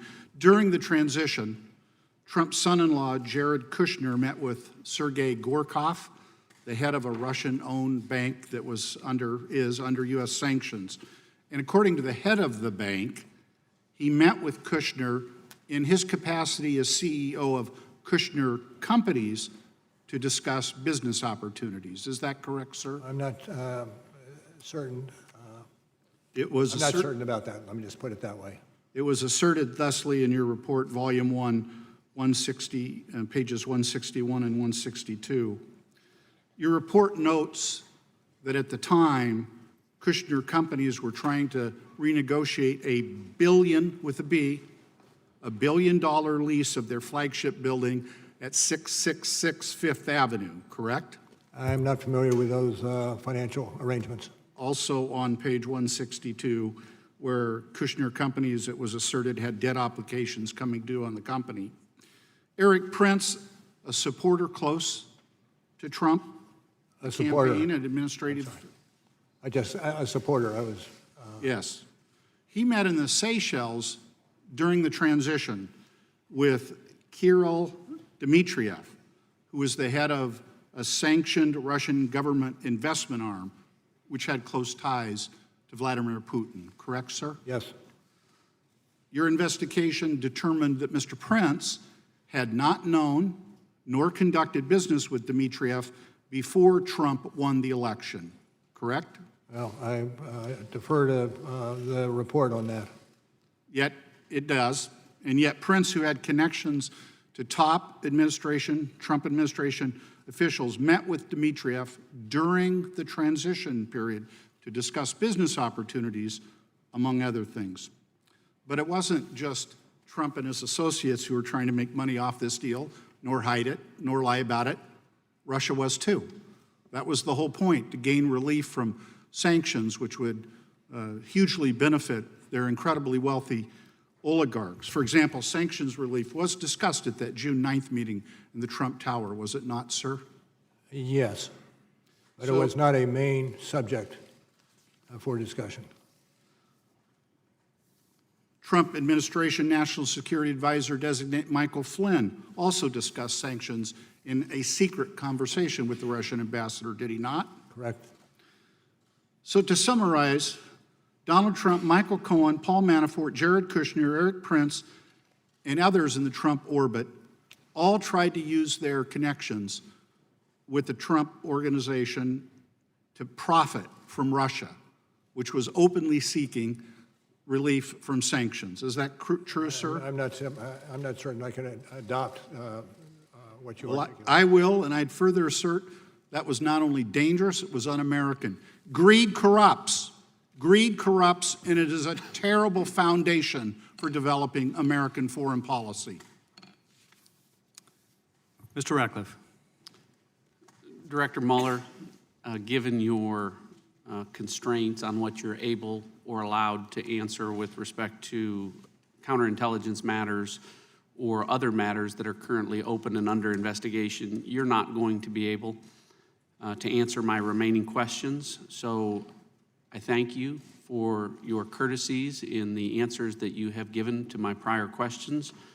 And I do thank you for your extraordinary career and record of service, and yield the balance of my time to the ranking member. Thank you. Thank you, Mr. Ratcliffe and Mr. Mueller. Let me associate my words with Mr. Ratcliffe. Got a few more questions. I want to clean up a little bit about the Eric Prince Seychelles meeting. So Eric Prince testified before this committee that he was surveilled by the U.S. government, and that information from this surveillance was leaked to the press. Did you investigate whether Prince was surveilled and whether classified information on him was illegally leaked to the media? Did you say did you or will you? Well, I know you can't. I know you're not. So I can't discuss I know you're not either going to join back up in the ranks. But did you refer? Were you aware that Prince has made these allegations that he was surveilled? He's concerned that there were leaks about this surveillance. Did you make any referrals about these leaks? I can't get into discussion on it. Okay. Also want to, General Flynn, I know you came after the leak of his phone call with the Russian ambassador. Your time at FBI, it would be a major scandal, wouldn't it, for the leak of the National Security Advisor and anyone. I can't adopt that hypothesis.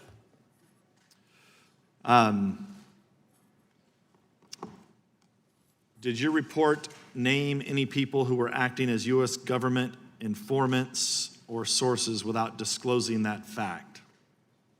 I can't answer that. On volume 1, page 133 of your report, you state that Konstantin Kilimnik has ties to Russian intelligence. His name came up quite often today, but your report omits to mention that Kilimnik has long-term relationships with U.S. government officials, including our own State Department. I can't get into that.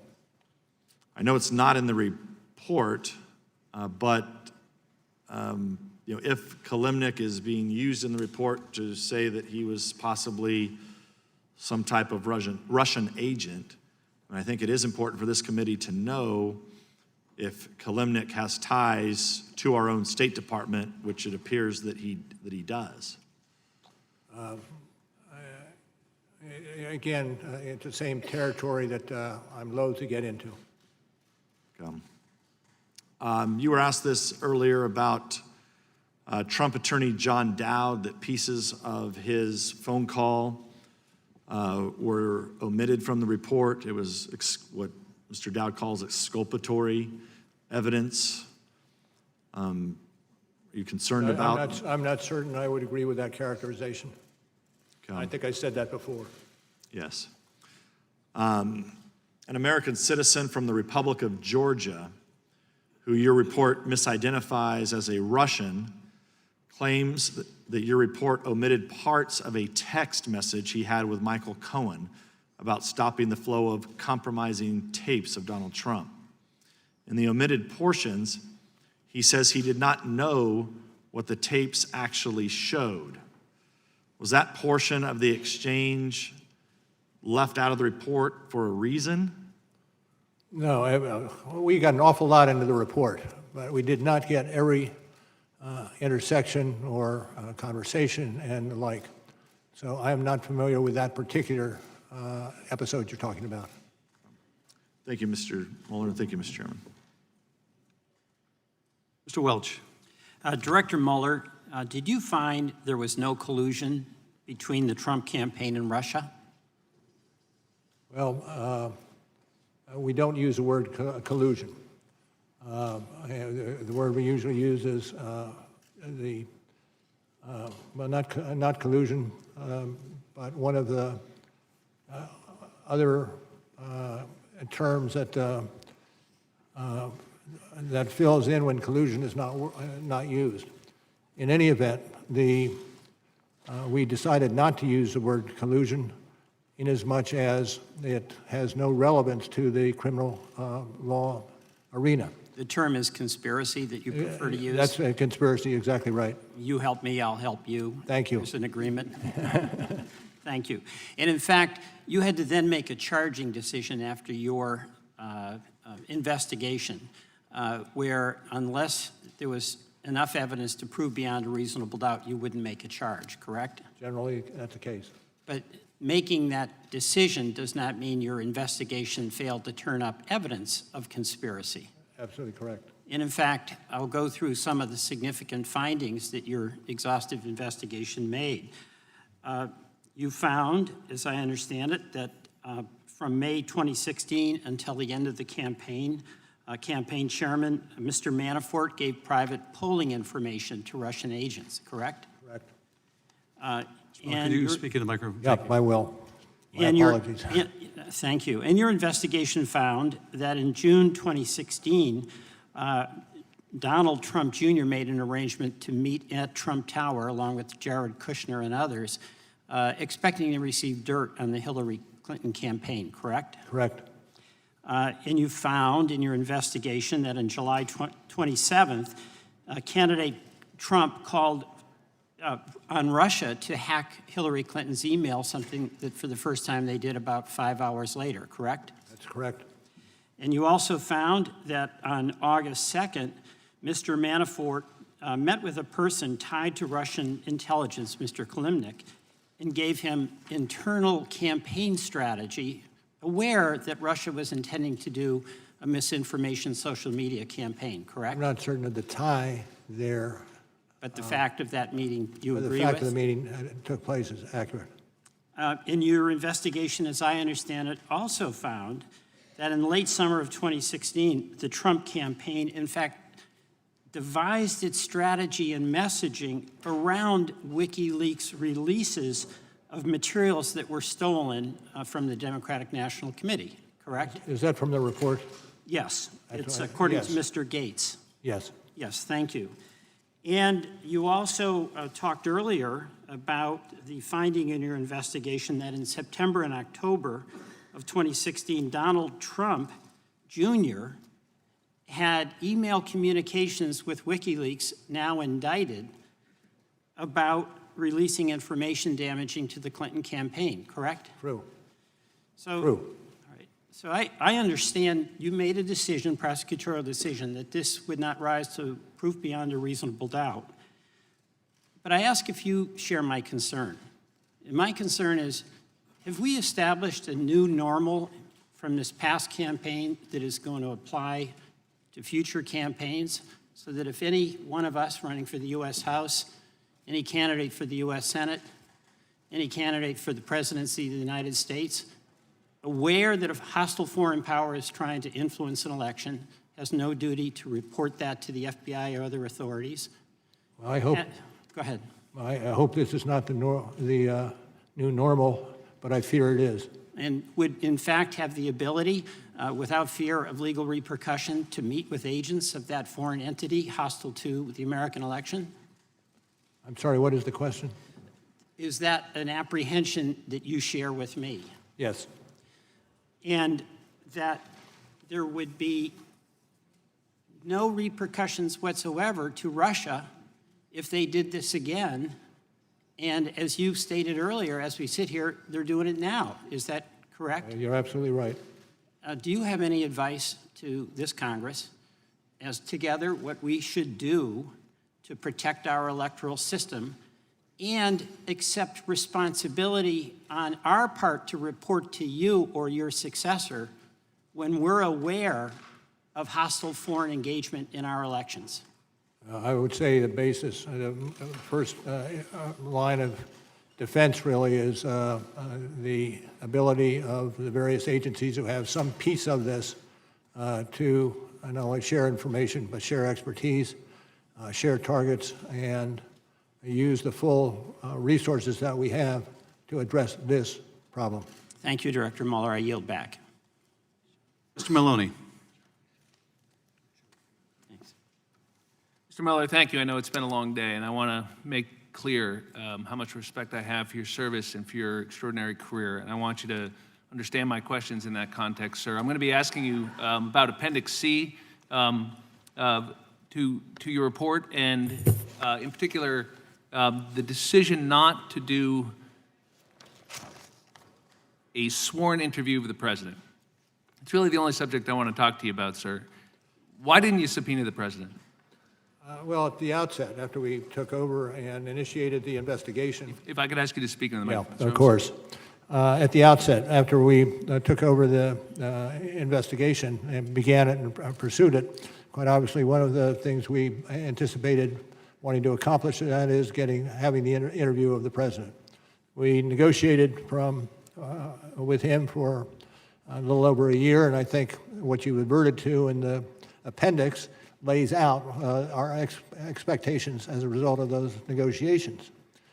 But finally, when we were almost towards the end of our investigation and we'd had little success in pushing to get the interview of the president, we decided that we did not want to exercise the subpoena powers because of the necessity of expediting the end of the investigation. Was that, excuse me, did you want I was going to say, the expectation was if we did subpoena the president, he would fight the subpoena and we would be in the midst of the investigation for a substantial period of time. Right, but as we sit here, you've never had an opportunity to ask the president in-person questions under oath, and so obviously that must have been a difficult decision. And you're right, Appendix C lays that out, and indeed, I believe you described the in-person interview as vital. That's your word. And of course, you make clear you had the authority and the legal justification to do it. As you point out, you waited a year. You put up with a lot of negotiations. You made numerous accommodations, which you lay out so that he could prepare and not be surprised. I take it you were trying to be fair to the president. And by the way, you were going to limit the questions when you got to written questions to Russia only. And in fact, you did go with written questions after about 9 months, sir, right? And the president responded to those, and you have some hard language for what you thought of those responses. What did you think of the president's written responses, Mr. Mueller? Certainly not as useful as the interview would be. In fact, you pointed out, and by my count, there were more than 30 times when the president said he didn't recall, he didn't remember, no independent recollection, no current recollection, and I take it by your answer that it wasn't as helpful. That's why you used words like incomplete, imprecise, inadequate, insufficient. Is that a fair summary of what you thought of those written answers? That is a fair summary. And I presume that comes from the report. And yet, sir, and I ask this respectfully, by the way, the president didn't ever claim the Fifth Amendment, did he? I'm not going to talk to that. Well, from what I can tell, sir, at one point it was vital, and then at another point it wasn't vital. And my question to you is, why did it stop being vital? And I can only think of 3 explanations. One is that somebody told you couldn't do it, but nobody told you couldn't subpoena the president. Is that right? No, we understood we could subpoena the president. Rosenstein didn't tell you, Whitaker didn't tell you, Barr didn't tell you couldn't. We could serve a subpoena. So the only other explanation, well, there's 2 others, I guess. One, that you just flinched, that you had the opportunity to do it and you didn't do it. But sir, you don't strike me as the kind of guy who flinches. I hope not. Well, then the third explanation, I hope not too, sir. And the third explanation I can think of is that you didn't think you needed it. And in fact, what caught my eye was page 13 on volume 2, where you said, in fact, you had a substantial body of evidence. And you cite a bunch of cases there, don't you, about how you often have to prove intent to obstruct justice without an in-person interview. That's the kind of nature of it. And you use terms like a substantial body of evidence, significant evidence of the president's intent. So my question, sir, is did you have sufficient evidence of the president's intent to obstruct justice, and is that why you didn't do the interview? There's a balance. In other words, how much evidence you have to satisfy that last element against how much time are you willing to spend in the courts litigating the interview with the president. And in this case, you felt that you had enough evidence of the president's intent. We had to make a balanced decision in terms of how much evidence we had compared to the length of time it would take And to sir, do because that. I have limited time, you thought that if you gave it to the Attorney General or to this Congress, that there was sufficient evidence that it was better than that delay. Can you state that again? Well, that it was better than the delay to present the sufficient evidence, your term, of the president's intent to obstruct justice to the Attorney General and to this committee. Isn't that why you didn't do the interview? No, the reason we didn't do the interview is because of the length of time that it would take to resolve the issues attendant to that. Thank you, sir. Ms. Demings. Thank you so much, Mr. Chairman, and Director Mueller, thank you so much for being a person of honor and integrity. Thank you for your service to the nation. We are certainly better for it. Director Mueller, I too want to focus on the written responses that the President did provide and the continued efforts to lie and cover up what happened during the 2016 election. Were the President's answers submitted under oath?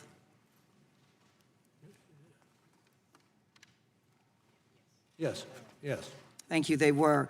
Were these all the answers your office wanted to ask the President about Russia interference in the 2016 election? No, not necessarily. So there were other Yes. questions that you wanted to answer. Did you analyze his written answers on Russia interference to draw conclusions about the President's credibility? No, it was perhaps one of the factors, but nothing more than that. It was one of the factors. So what did you determine about the President's credibility? And that I can't get into. Director Mueller, I know based on your decades of experience, you probably had an opportunity to analyze the credibility of countless witnesses, but you weren't able to do so with this witness. Well, with every witness, particularly a leading witness, one assesses the credibility day by day, witness by witness, document by document. And that's what happened in this case. So we started with very little, and by the end, we ended up with a fair amount. Yeah, fair amount. Thank you. Well, let's go through some of the answers to take a closer look at his credibility, because it seems to me, Director Mueller, that his answers were not credible at all. Do some of President Trump's incomplete answers relate to Trump Tower, Moscow? Yes. For example, did you ask the President whether he had at any time directed or suggested that discussions about Trump Moscow project should cease? Should what? Cease. Do you have a citation? Yes, we're still in Appendix C, Section 1-7. The first page? Uh-huh. Says the President did not answer whether he had at any time directed or suggested that discussions about the Trump Moscow project should cease, but he has since made public comments about this topic. Okay. And the question was? Did the President, let me go on to the next question. Did the President fully answer that question in his written statement to you about the Trump Moscow project ceasing? Again, in Appendix C. And can you direct me to the particular paragraph you're adverting to? It would be Appendix C-C1, but let me move forward. 9 days after he submitted his written answers, didn't the President say publicly that he, quote, decided not to do the project, unquote? And that is in your report.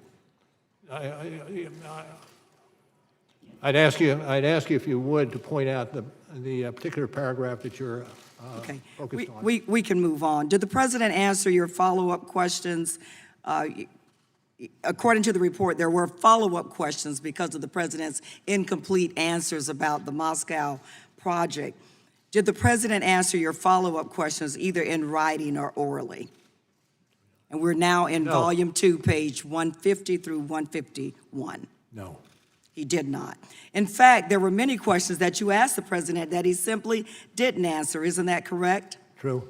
And there were many answers that contradicted other evidence you had gathered during the investigation. Isn't that correct, Yes. Director Mueller? Director Mueller, for example, the President in his written answer stated he did not recall having advanced knowledge of WikiLeaks releases. Is that correct? I think that's what he said.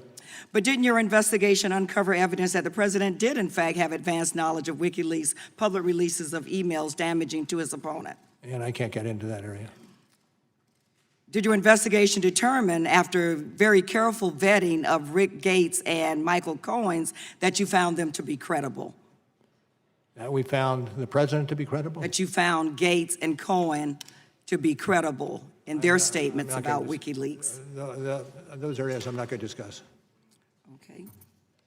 Could you say, Director Mueller, that the president was credible? I can't answer that question. Director Mueller, isn't it fair to say that the president's written answers were not only inadequate and incomplete because he didn't answer many of your questions, but where he did, his answers showed that he wasn't always being truthful? I would say, generally. Generally. Director Mueller, it's one thing for the president to lie to the American people about your investigation, falsely claiming that you found no collusion and no obstruction, but it's something else altogether for him to get away with not answering your questions and lying about them. And as a former law enforcement officer of almost 30 years, I find that a disgrace to our criminal justice system. Thank you so much. I yield back to the chairman. Mr. Krishnamurthy. Director Mueller, thank you for your devoted service to your country. Earlier today, you described your report as detailing a criminal investigation, correct? Yes. Yes. Director, since it was outside the purview of your investigation, your report did not reach counterintelligence conclusions regarding the subject matter of your report. That's true. For instance, since it was outside your purview, your report did not reach counterintelligence conclusions regarding any Trump administration officials who might potentially be vulnerable to compromise or blackmail by Russia, correct? Those decisions probably were made in the FBI. But not in your report, correct? Not in our report. We advert to the counterintelligence goals of our investigation, which were secondary to any criminal wrongdoing that we could find. Let's talk about one administration official in particular, namely President Donald Trump. Other than Trump Tower Moscow, your report does not address or detail the president's financial ties or dealings with Russia, correct? Correct.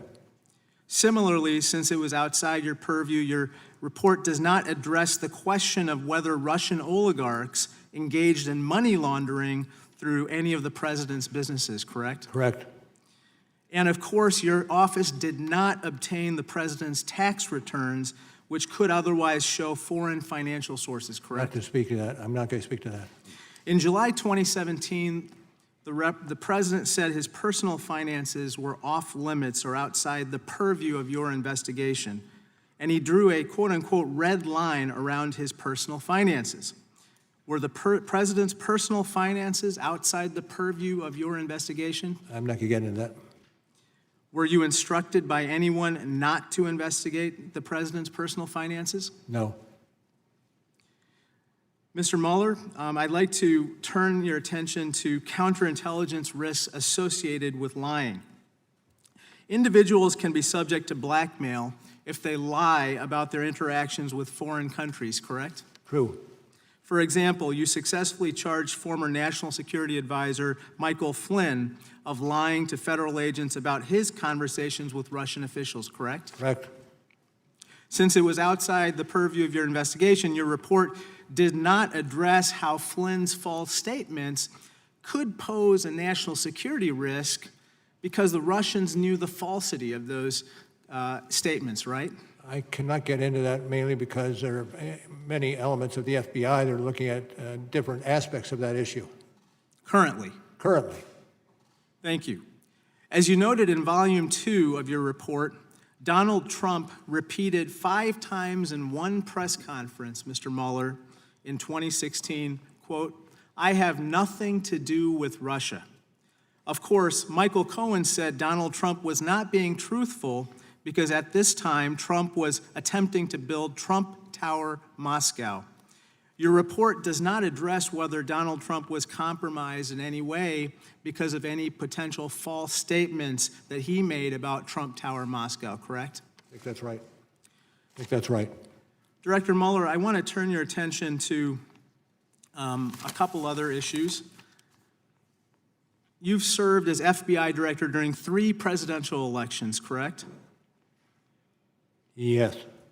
And during those 3 presidential elections, you have never initiated an investigation at the FBI looking into whether a foreign government interfered in our elections the same way you did in this particular instance, correct? I would say I personally know, but the FBI quite obviously has how do you defense an attack such as the Russians undertook in 2016? Now, Director Mueller, is there any information you'd like to share with this committee that you have not so far today? Well, that's a broad question. And it'd take me a while to get an answer to it, but I'll say no. Mr. Mueller, you said that every American should pay very close attention to the systematic and sweeping fashion in which the Russians interfered in our democracy.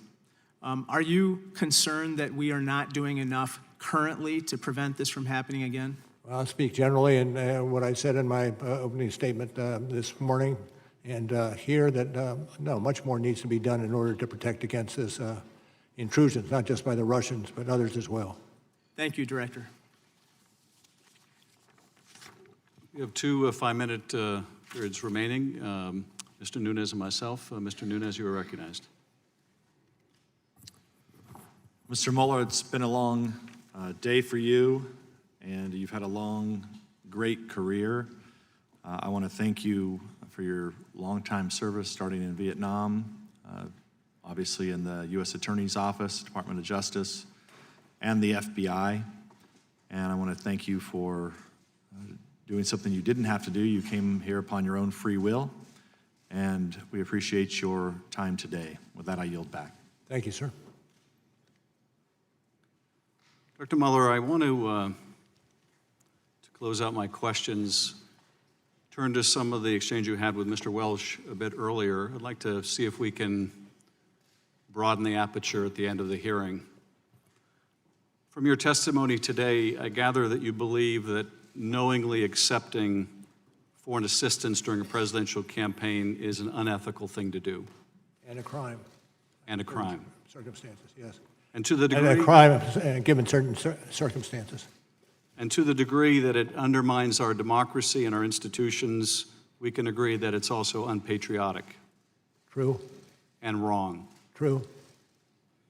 The standard of behavior for a presidential candidate, or any candidate for that matter, shouldn't be merely whether something is criminal. There should be held to a higher standard. You would agree? Yeah, I will not get into that because it goes to the standards to be applied by other institutions besides ours. Well, I'm just referring to ethical standards. We should hold our elected officials to a standard higher than mere avoidance of criminality, shouldn't we? Absolutely. You have served this country for decades. You've taken an oath to defend the Constitution. You hold yourself to a standard of doing what's right. I would hope. You have. I think we can all see that. And befitting the times, I'm sure your reward will be unending criticism. But we are grateful. The need to act in an ethical manner is not just a moral one, but when people act unethically, it also exposes them to compromise, particularly in dealing with foreign powers. Is that true? True. Because when someone acts unethically in connection with a foreign partner, that foreign partner can later expose their wrongdoing and extort them. True. And that conduct, that unethical conduct, can be of a financial nature if you have a financial motive or an illicit business dealing. Am I right? Yes.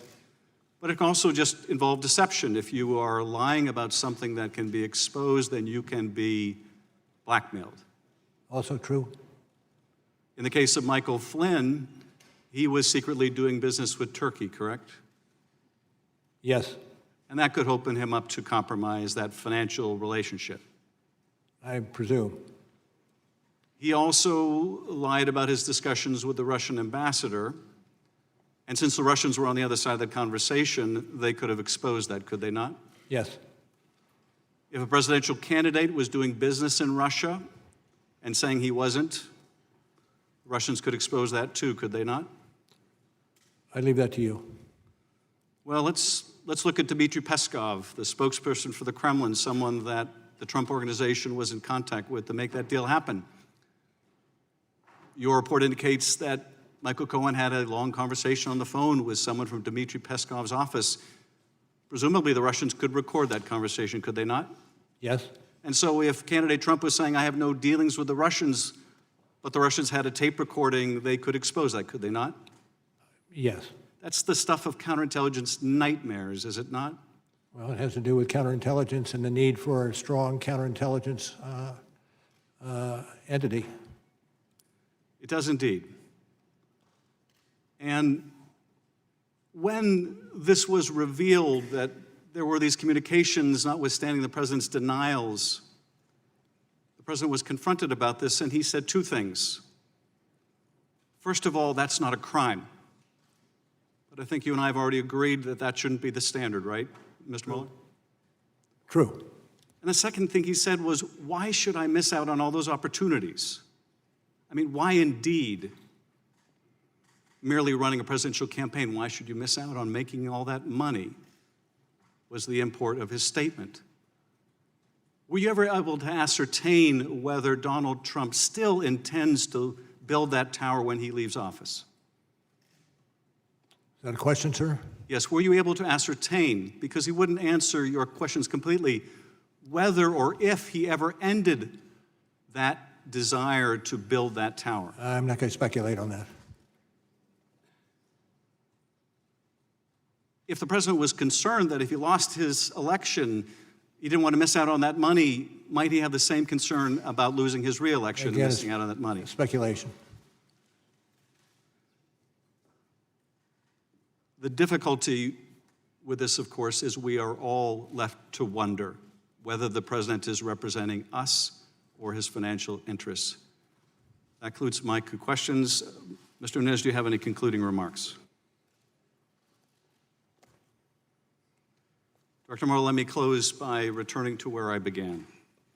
Thank you for your service, and thank you for leading this investigation.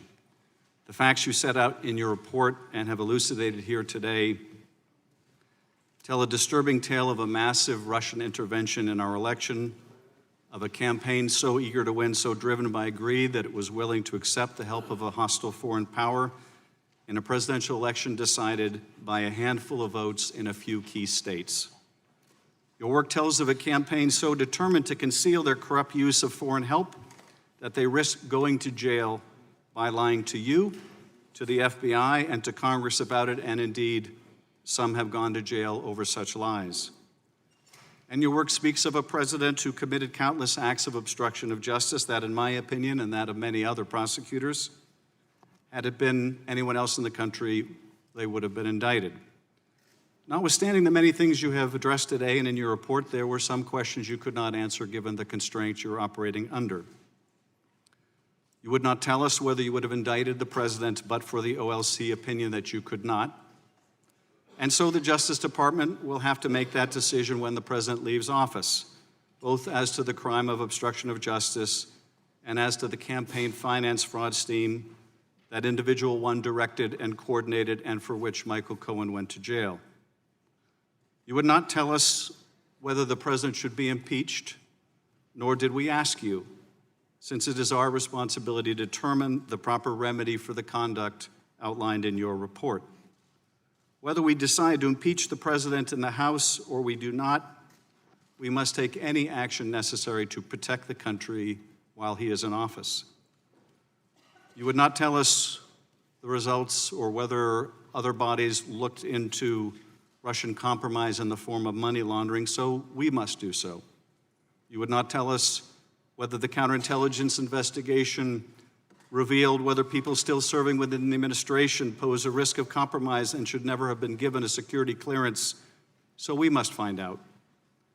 We did not bother to ask whether financial inducements from any Gulf nations were influencing U.S. policy, since it is outside the four corners of your report, and so we must find out. But one thing is clear from your report, your testimony, from Director Wray's statements yesterday, the Russians massively intervened in 2016, and they are prepared to do so again in voting that is set to begin a mere 8 months from now.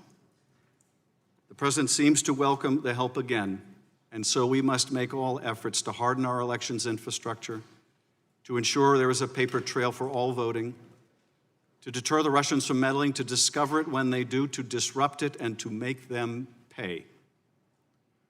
Protecting the sanctity of our elections begins, however, with the recognition that accepting foreign help is disloyal to our country, unethical, and wrong. We cannot control what the Russians do, not completely, but we can decide what we do.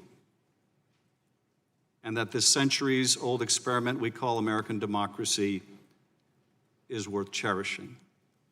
Director Mueller, thank you again for being here today. And before I adjourn, I would like to excuse you and Mr. Zebley. Everyone else, please remain seated.